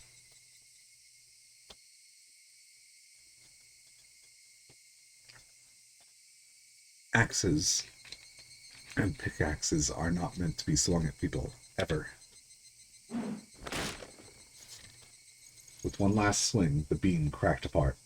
The weight I put behind the axe not only split through the beam, but smashed the statue's shoulder as well. The arm came off with a sickening sound. It clattered down noisily, stopping at my feet. What's the matter? Are you hurt? Sorry. The figure's arm. I broke it off. Oh, that's all. I thought Keiichi-kun hurt himself. I probably had a really guilty look on my face. Rena said that without a hint of dismay as she smiled. We just need to tape it back on and put a coat over him. Nobody will even notice. I see. Let's pull him out then. Can you get that side? Okay. Seems they hadn't been able to find one of the arms, you see. I laughed dryly at how pathetic I was for considering the arm flopping down and rolling to my feet to be such a bad omen. Both Rena and Mion knew how sickening that instant was. Rena shouldn't know. Mion, yes, but not Rena. So they pretended that they didn't know. I had looked it up all by myself, and shamefully enough, I was scared. You're pathetic, Keiichi Maibara. All right, Rena. Let's do this in one go. Ready? And... Whoa! We did it! We did it, Keiichi-kun! Yay! The right time to give 3 chairs. That moment of 2 days of work bearing fruit. He who was brought to Hinamizawa covered in filth to meet his end. Instead, we were able to welcome him back. You're pretty lucky, Colonel Sanders. Your new master is a pretty decent person. Colonel Sanders, he really is cute. It didn't matter that he was dirty. Rena nuzzled him cheerfully with her cheek. I was dead tired, but seeing Rena's happy face made it all worth it. I'll help you carry it back. It'd be bad if it gets dark. Yeah, right. I really want to thank you, Keiichi-kun. I won't forget this. It didn't end quotations here either. Think real hard about what you'll do to repay me, okay? Whoa. I wonder what kind of repayment. I wonder. For now, I just hold back my evil chuckle. We were ready to take it to her house, but we couldn't go like this. We rolled the statue up in the tarp and lifted him. And so Jack and Jill went down the hill carrying a human-sized bag and an unsheathed axe. I prayed that we wouldn't run into Tomitake-san. If he saw us here and took a picture, we'll need to get rid of him. Lol. Is that meant to be a warning for an outsider like me? Something struck me as odd about the words Tomitake-san said.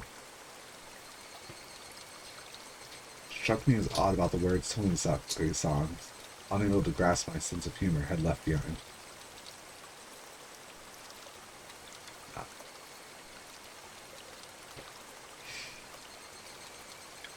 Sippy time.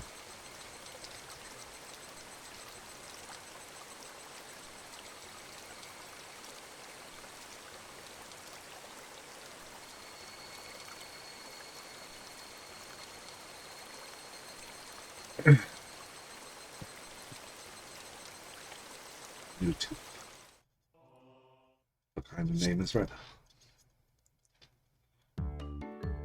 Rena's not here. Do you know where she is, Keiichi? Huh? She was just there, actually. Hey, Mion. Where did Rena go? Rena? Didn't she go to the bathroom? She did say that she's been having bowel troubles lately. I hadn't heard anything about that. Satoko, do you know where Rena went? Rena, you say? I just passed her in the hallway. Rena has class duties today. She's off to water the flower bed. Ah, it was Rena's tune for her class duty. That's very much appreciated. Rena, Rena, Rena. Upon hearing it repeated, a thought came to mind. It's rude to say this about someone's name, but it was a weird name. It was like some foreigner's name. What kind of name is Rena, I wonder? What kind of kanji does her name use? Rena is her nickname. She has a proper name as well. What? Really? I was sure that Rena Ryugu was her full name. Well, I can understand you making that mistake since we all even call her Rena. She even signs her name as Rena. It's like it's her real name in school. I wonder what her real name is. Let's ask her when she comes back. Satoko and Rika-chan looked at each other. You don't need to ask her. We'll tell you what it is. It's the Rei from Ore and Na from Na.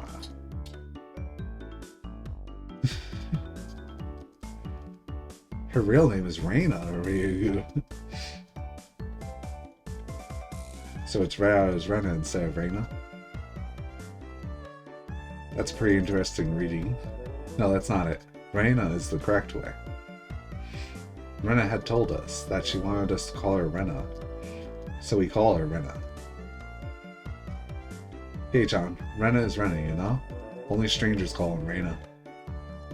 You get where this is going? I understood what Mion was saying. It didn't matter what her real name was, only what names we used between us. Rena Ryugu is Rena. She's nobody other than that. So I was thinking, if I had a nickname, would you call me by that? If it's good. So what do you want to be called? Conman.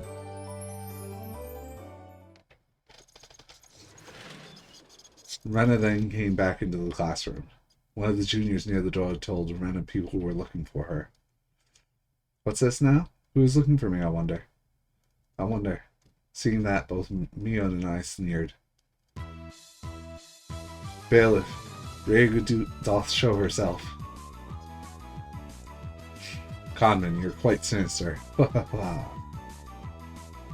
What is this? What is this? Keiichi-kun and Mi-chan are evil bailiffs? A con man? Damn you, Renosuke Ryugu. Renosuke Ryugu. Tay doth be one down, neatest thigh maker. Have at thee. What? Suke-san, Kaku-san, show them what for. Aye, sir. I expect my fee to pay to my Swiss bank account. Since it's come to this, we have no choice. We'll just have a grand battle with 5 people.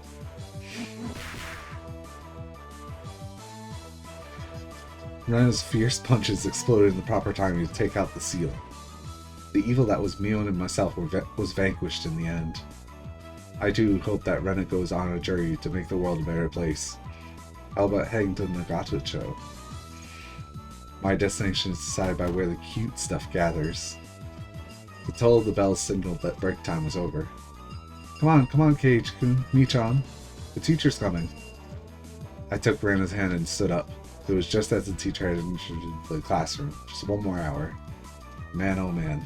Got to buckle down for one more. That's that for that chapter. Probably have to take a small break in the middle of the next one to feed the cat. He's clawing at the door.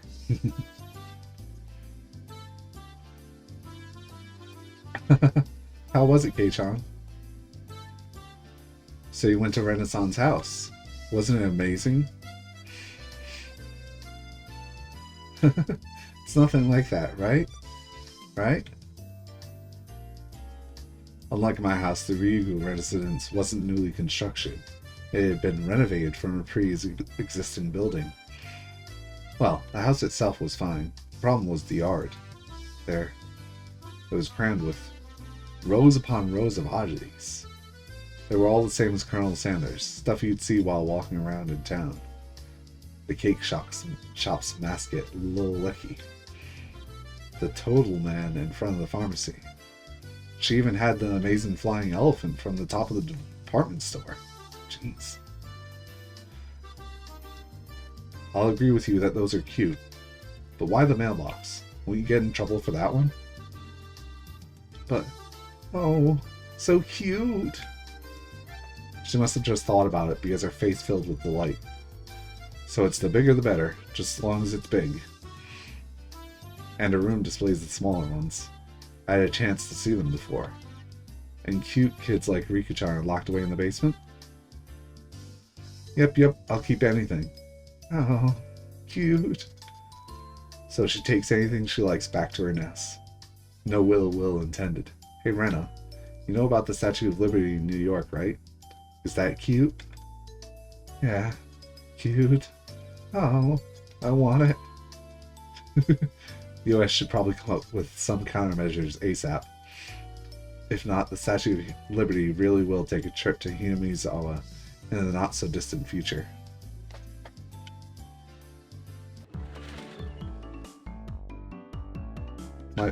My apologies for keeping you waiting. Riku-chan had returned. No fun being called to the staff room. Did you do something? How rude. Rika isn't a hoodlum like Keiichi-san.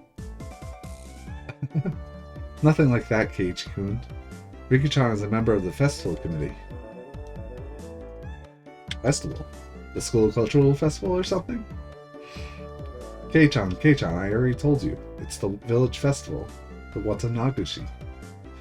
Oh, come to think of it, she did say there'd be a festival at the shrine during the next break. So what this Watanagushi thing about? Is it like a floating lantern festival? I guess the last part where you set things adrift in the river is similar. Except we use cotton things, like old worn-out futons and padded cloaks. It's a festival expressing thanks for their years of service. The people living in Hinamizawa dump their futons and padded cloaks in a stream? It sounded like it'd be a lot of trouble if it backed up the current. Maybe we should just drop some fish in and have a fish wrangling competition. Skewer them and sprinkle a little salt. Oh man, I can smell it already. That's just summer camp. I never anticipated how destitute Keiichi-san's imaginative capabilities would actually be. What? How can you tell I was thinking something silly? It was written all over your face. What sort of face could have expressed what I imagined just now? Rana demonstrated for me. I see. No argument here. Nothing fun like that, you see. But you should still look forward to it. Let's all go together. I'll come get you that day. I don't really feel like going to festivals unless someone asks me to. I wouldn't get bored if these guys were going. You won't get bored. We're doing it again this year. Mion's proclamation came as she looked at each member in turn. What was this all about? From the way Mion looked, it was probably our club's summer tradition, the Watanagushi 4-demon firefight. But now it's 5. But that sounds awful. What kind of name is that? I think it's a cute name, though. I tried to object sharply, but Rena looked happy about it. I decided it was a pointless to fight it. Since Keiichi's here for this year, it becomes 5 demons. Riki-chan made a small correction and lightened my presence. So how does this funky sounding club activity tie into the festival? Oh, this is where you exhibit the skills you've nurtured through your club activities. Exactly. We show the full extent of the abilities that the best of the best have obtained through our daily trials and tribulations. But last year the mayor got angry, so we need to make sure not to cause any problems this time. So basically we're doing club activities while checking out the stalls. Riki-chan really is the only one who explains things so they make sense. I see, so we'll be exhibiting on those busy festival grounds. Rena was right, of course. That would be a reason for the mayor to get angry. But it's a lot of fun. That was the only point I did not doubt. It would be, without question, fun. The day of the festival is drawing near. Well, putting that aside for now, let's start our club activities day. Any objections? Nay. Our voices rang out in unison. When there's lots of people, card games really are the easiest to play. This really is the most basic of table games. Playing with the marked deck again? We'll use a new one today. There are no marks on the cards, so we're on equal footing. I wonder if that really is the case. I'll have to inspect them. Well, that was fair. Just to be safe, everyone checked the cards. Yes, they seem to be fine. Are you all satisfied? Then today, I guess, we'll play Present. That's good for 5 people. And take a 2-3 minute break to feed the cat.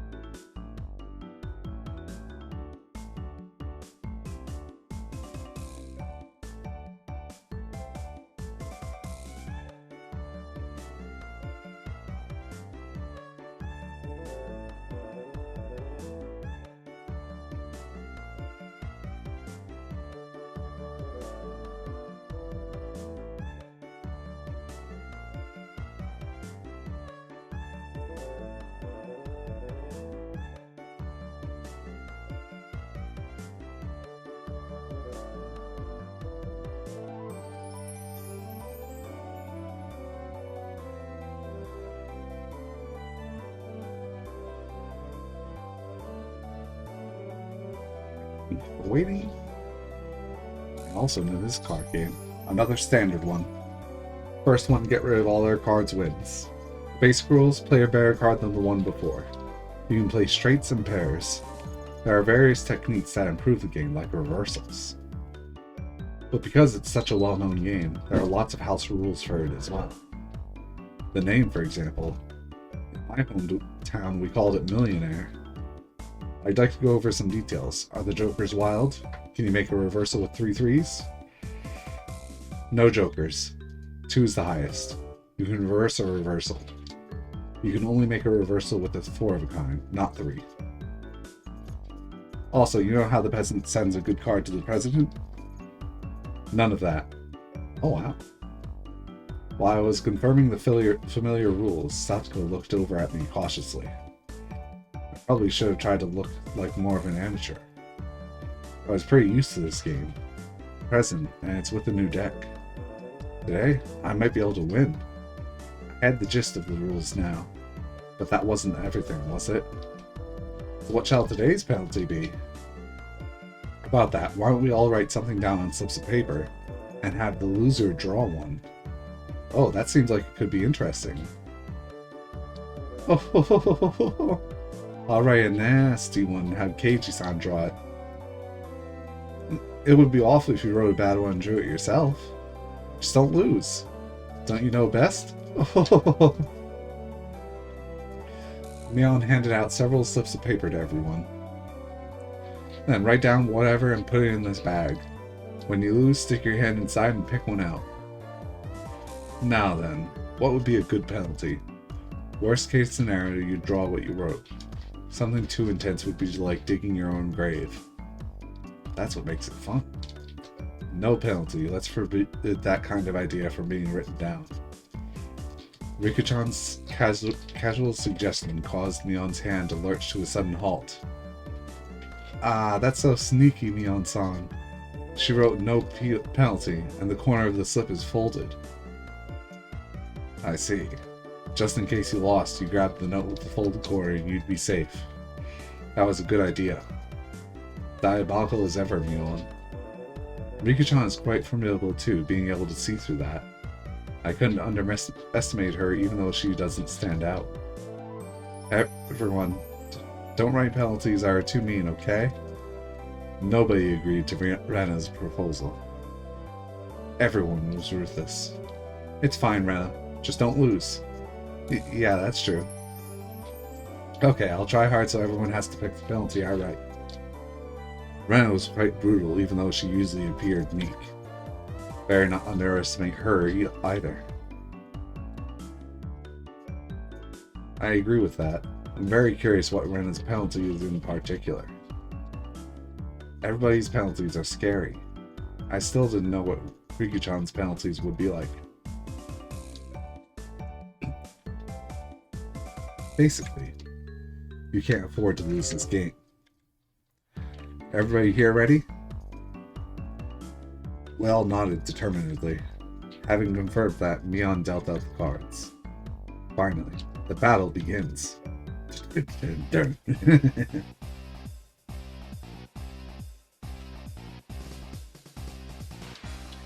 Had a decent starting hand. Card after card is played in the middle.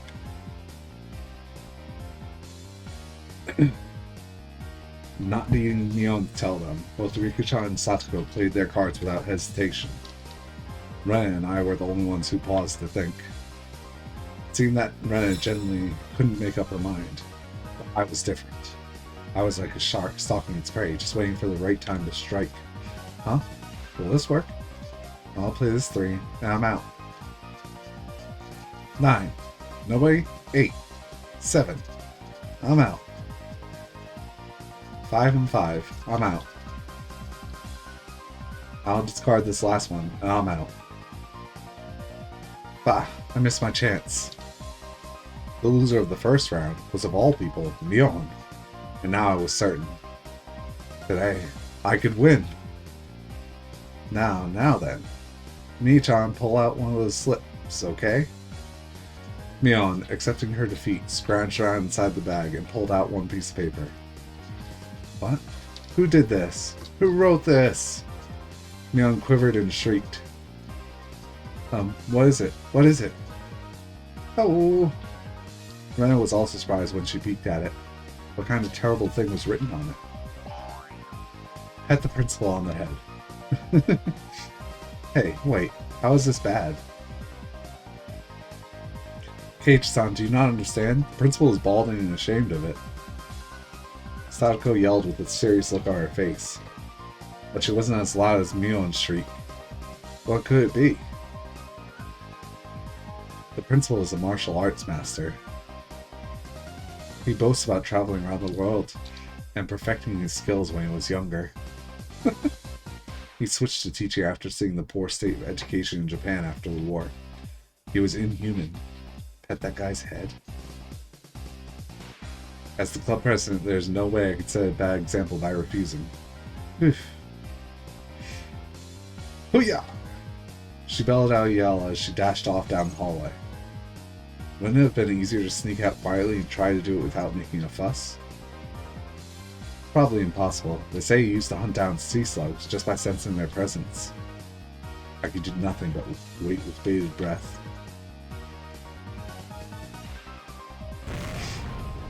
Ow. A rumble shook the classroom. That's the principal's aerial opener. Oof. Pow, wow. Ching, kaboom! Following the launcher with a jab, jab, strong, fierce combo. He's even using meter. From how it sounded, the principal's jumping fierce sounds like a multi-hit combo.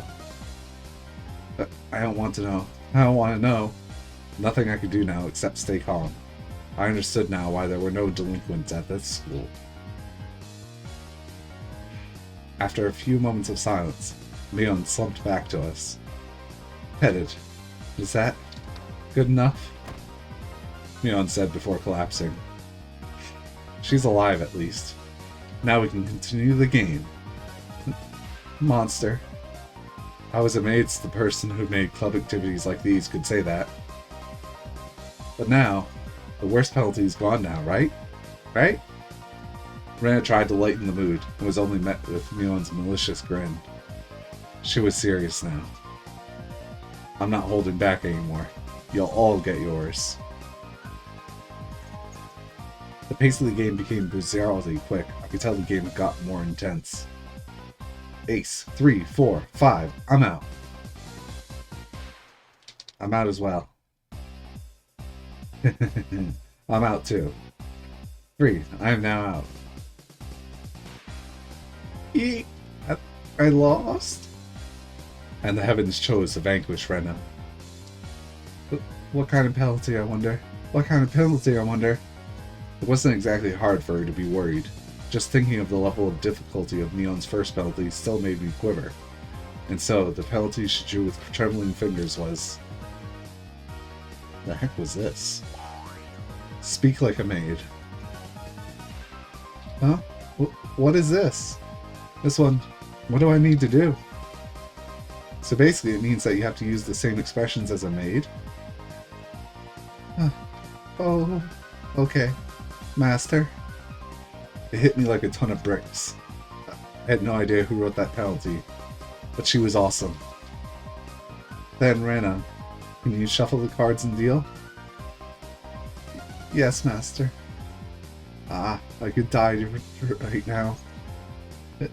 Anyway, let's continue. Right, Rena? Yes, Master. The eagerness to which I was goading Rena into addressing me as Master was downright impressive if I do so myself. Oh yeah. I won't lose anymore. I'm out. I shan't lose either. I'm out. And with that, I'm out too. I can't believe it. Is it Rena's loss again? Rena again? What kind of penalty would it be this time? I was delayed by the mysterious sense of anticipation. Anticipation? No. This was conviction. Move one piece of clothing from the top and bottom halves of your body. That's just indecent. Who could have written this? My face reddened in anger. If I didn't yell something out, I wouldn't be able to hide my shaking. Who did write that? God, please give that man a Nobel Prize. That would be an ignoble prize. Not good, not good. What I was thinking about was written on my face. Oh, Mi-chan. Rena begged Mion with teary eyes, but everyone knew Mion's answer already. Nope. Nope. Won't go easy on you. You lost, so take it like a man. Understood, master. Oh. Oh. I'll undress. What? I looked around thinking someone else would probably stop her.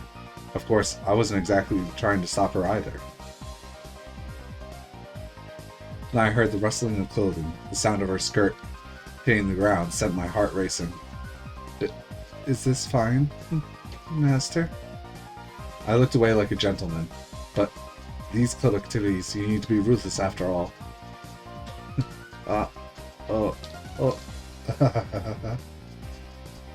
Cage-san, wherever were you expecting? Certainly we would not have her strip if she weren't wearing her PE clothes underneath. Satoko poked fun at me, but right now I can't hear it. Not bad, Kei-chan. This old man never even thought you would go after her like that. You've got it wrong. I didn't write that one. Master didn't write this one? Her squirming around in her PE clothes made it impossible for me to not feel anything. Calm down, Keiichi Maebara. Mion probably wrote that one and planned to go after me as I panicked. You can't fall for a trap after knowing it's a trap. Clear your head, calm down and assess the situation. I was determined to think my way out of this. And the answer was quite simple. I win! I then became God. I, who had already entered the domain of godhood, what would dare stand in my way? It was like they were pulled to me magnetically. I was picking up aces and twos like nobody's business. Eat! How could my luck of the draw be so bad? Satoko lost, right? I'll draw the penalty. Speak like a little sister. Fine. Oh, Mi-chan. Yeah. Yes! The pleasure of making this brat disgrace herself. Ah. This old man loses again. Mion's lost, right? I'll draw it out. Wear a girl's school swimsuit. No! That's the one I wanted Kei-chan to get. Yes! Mion's despair was like sweet honey. Master, I lost again. I lost? I'll draw it for you. Let the person in first place rest their head on your lap. Oh, in this outfit, Master? Yeah! She's not wearing a skirt, so it's her bare legs. Oni-chan, you're too good. Satoko lost again. I'll draw it. Obey the person in first place. How about I have you give me a shoulder massage? Fine, Oni-chan. Come on, do it a bit harder. Don't use your nails. Wahahaha. I had transformed into an evil dictator and couldn't be doing any better. It felt like I couldn't control how the cards played out with my mind, and even decide what suits would appear just by willing it. By the time I realized it, I had already assembled a harem. I was laughing haughtily as I rested my head on Rena, who was now a bloomer-clad maid. Satoko was wearing a collar and had taken on little sister properties. Mion was fanning me while wearing a school swimsuit. Ow. Today's Master's overwhelming victory, isn't it? Eek! Please refrain from moving your head around so much. I began to think. Why does man have no end to his desires?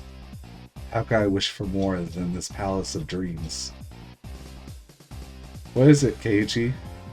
I'm saddened by the thought of a man having no end to his desires. That was it. Riku-chan hadn't been first, but she continued to escape being in last. Keiichi is quite greedy. It's sad you should know what enough is enough. It's said. I know that very well, but how to say it? I feel like I wouldn't mind if I died now. Eat. Master, please refrain from moving your head around. Eat. You say you wouldn't mind dying, then that can be arranged. Riku-chan said that in her usual calm manner with a cheery tone. This was undoubtedly a declaration of war. Go, Rika-chan, go! Take him out! I hate school swimsuit. It's funny, they hit it this entire time, basically.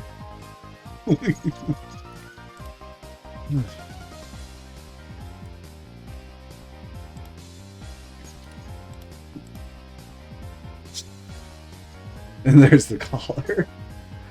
They added to the original too. Of course they did. Defeat this Archdevil of perversion. I might not be able to win, but I'll beat him. Such stoicism from this little girl who's always hidden in Satoko's shadow. It would probably be rude not to meet her head on. I shall face you myself, little one. I saw Mion swap a few cards with Rika-chan in the middle of the game, but pretended I didn't see it. Do you believe you can defeat Keiichi-sama with just that? 2. Ace, ace, ace. 8, 8, 8, 8. Reversal. Everybody looked over at me. I was still brimming with confidence. The four of them have allied against me. That's it. You're making me laugh. That was good. Reversal, reversal. What? How could such a thing be? Satoko let out a shriek. You simpletons. Using up all of her cards before calling a reversal left Rika-chan with no good cards. She was defeated soon after. I lost. Finally, you fall into my clutches. Now I'll pick one out. Whoop! Wearing cat ears, a bell collar, and a tail. Even the penalties were as I wished. Rika-chan hung her head and equipped the 3 holy artifacts. It's questionable as to why such things were in Mion's locker, but since I had no objections, I didn't ask. Whoa! This was so... Oh! Oh, it's still cute here, too.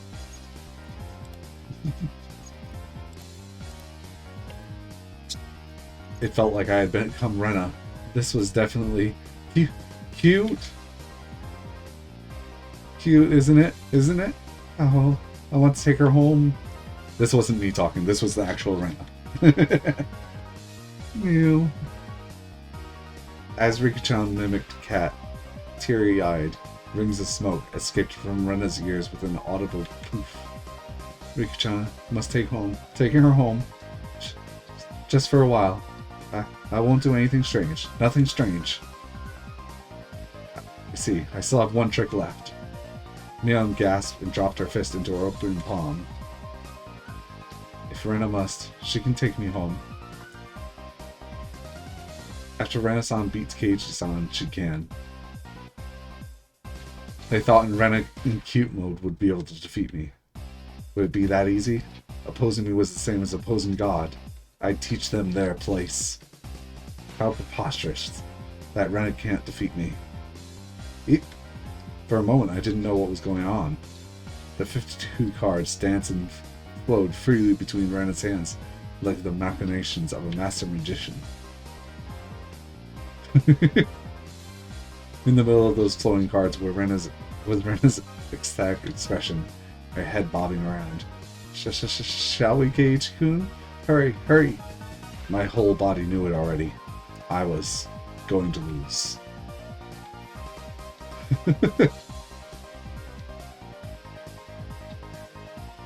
No play? Nothing to play, Kei-chan? Then with this, I'm out.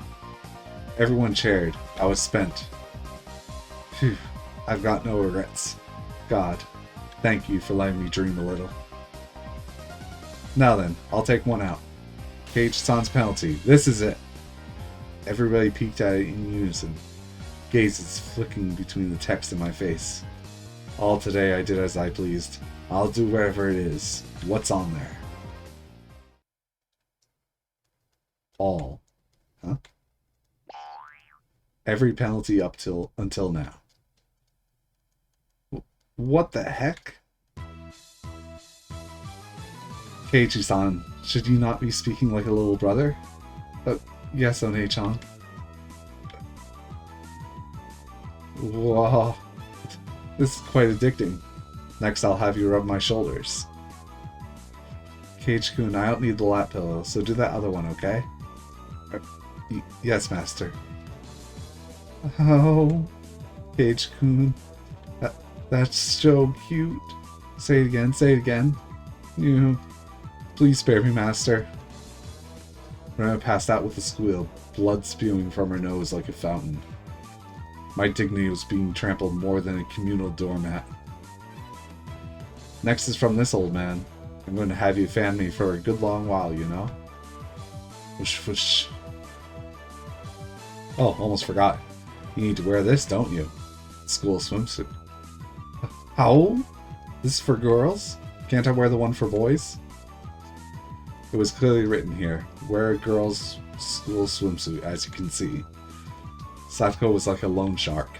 Actually, me trying to escape reality as fast as humanely possible was pretty adorable, if I say so myself. Is that a do? If I did say so myself. But whose school swimsuits am I going to wear? If I were wearing one of yours, you wouldn't like it, right? Ah, this old man doesn't care about that kind of stuff at all. Higurashi has a little benefit. I'm not that in shape, so I think even H-chan can fit into the executioners surrounded me, wagging their fingers. No! No! My first thought, it's tight around the waist. Second thought, the chest area was pretty loose. Third thought, the crotch area was... How... H-kun is bending forward. Cute! Cute! You'll be ready after you wear the cat hair's bell and tail. K-chan, while I look in the mirror, it's amazing, really. It's probably best if you look. The stern, scientific, calculating nature mixed in with her fascination made Mion very scary. I would like to respectfully decline, Master. Your ensemble is complete. If only we could send you home dressed like that. Oh, Then, is this enough? I'll change in. While I was saying that, Mion placed her hands on my shoulder, and Rika-chan slipped up behind me without a sound. Not yet, Keiichi. There's still the first penalty left. In this get-up? Rika-chan patted my head without saying a word.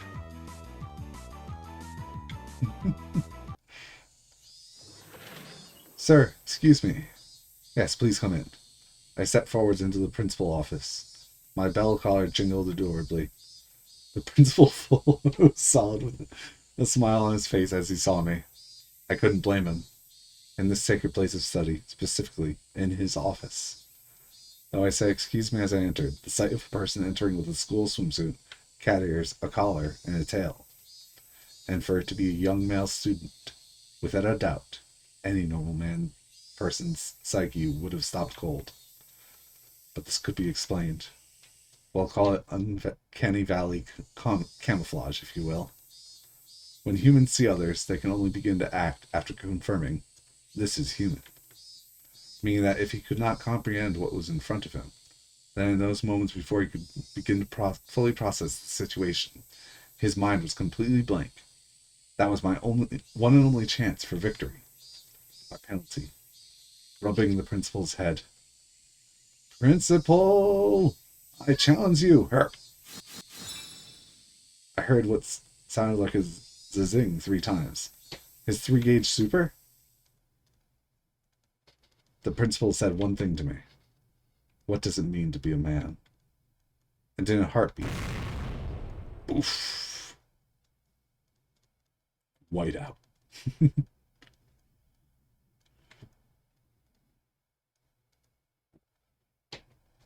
That tremor resounded throughout the Hinamizawa twilight.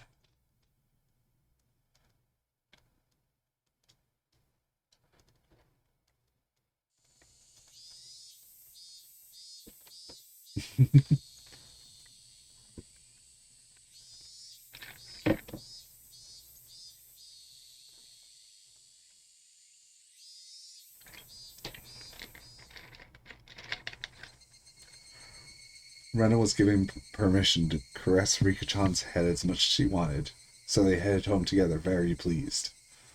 Once again, today, it was just Mion and I going home. Man, that was intense. I didn't know Kei-chan was so good at present. No, I was more surprised than anyone. If I was playing with guys, I wouldn't have been that strong. But still, it was pretty bad. Being carried off on a stretcher in that outfit will probably haunt me until the day I die. Here comes the cat, probably about to make a ton of noise to you guys. But that's fine, isn't it? Let me get him off before he makes too much noise on you.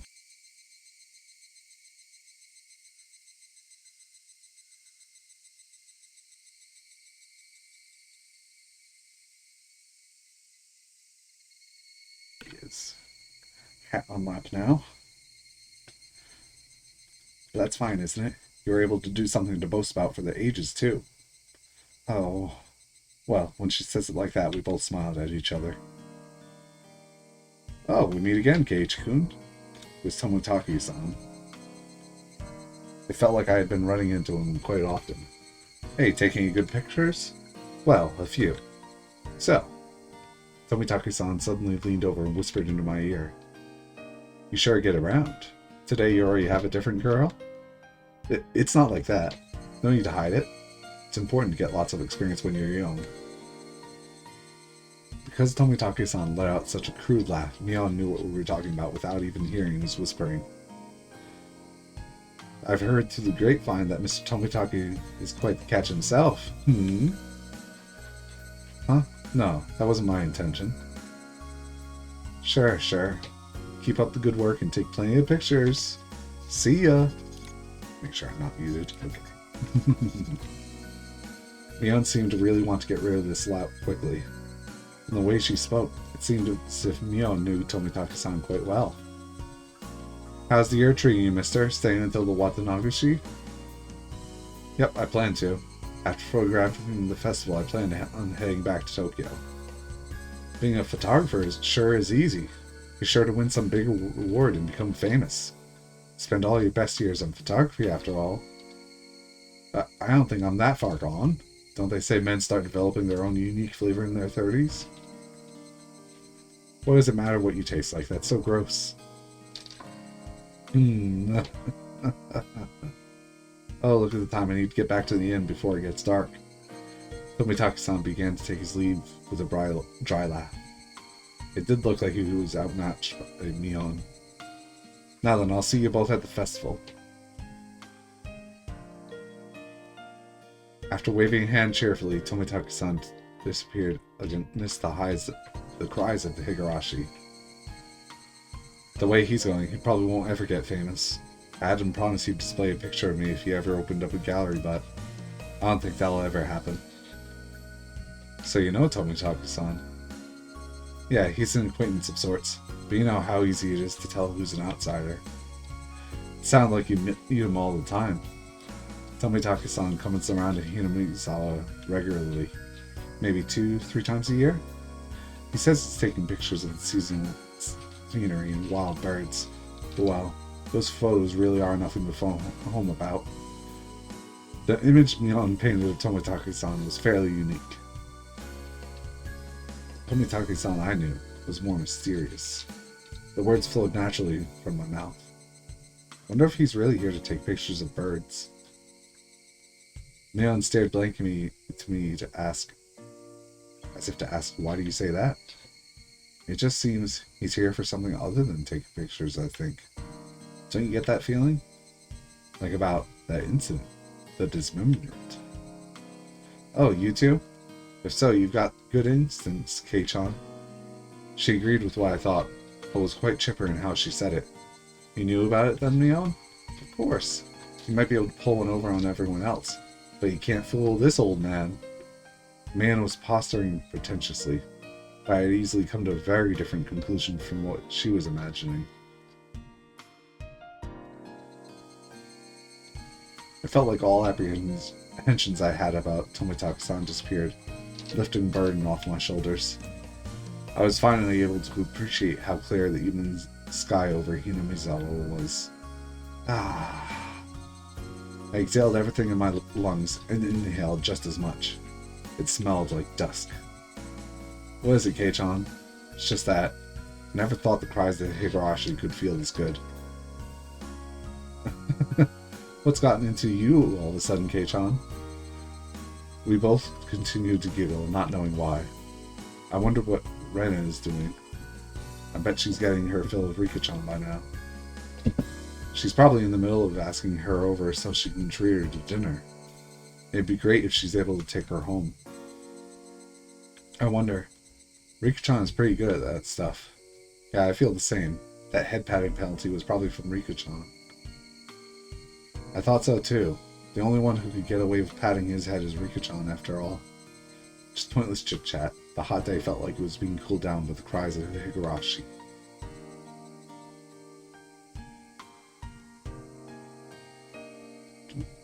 I wonder if that's the end of the chapter. Feels like there could be more, but that game took up a lot of this.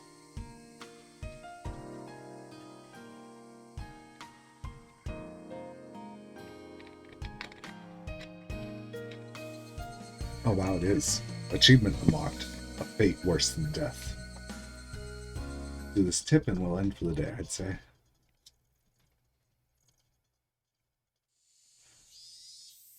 We're greeting the end of the rainy season sooner than in prior years. On this day, when it feels like summer will soon arrive, I'm pleased that everyone is in good health.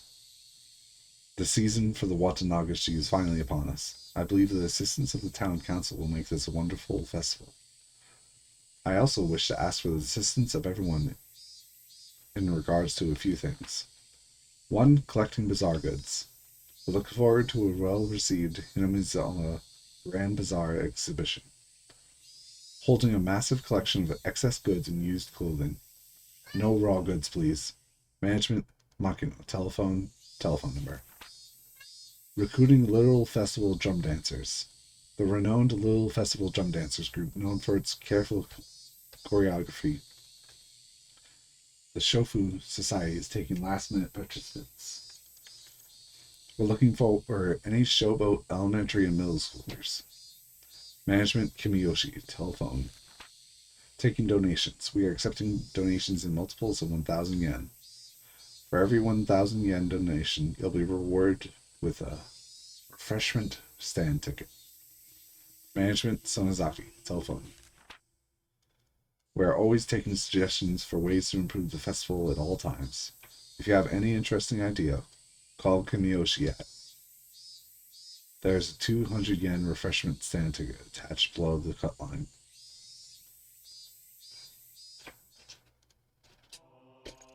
That means that. And my cat wants to be let out, so let's get rid of him in just a moment. Sorry about that. End of chapter 5. And end of the stream. I will see you Tuesday night with more of the ham night. We'll probably do a lot of side missions.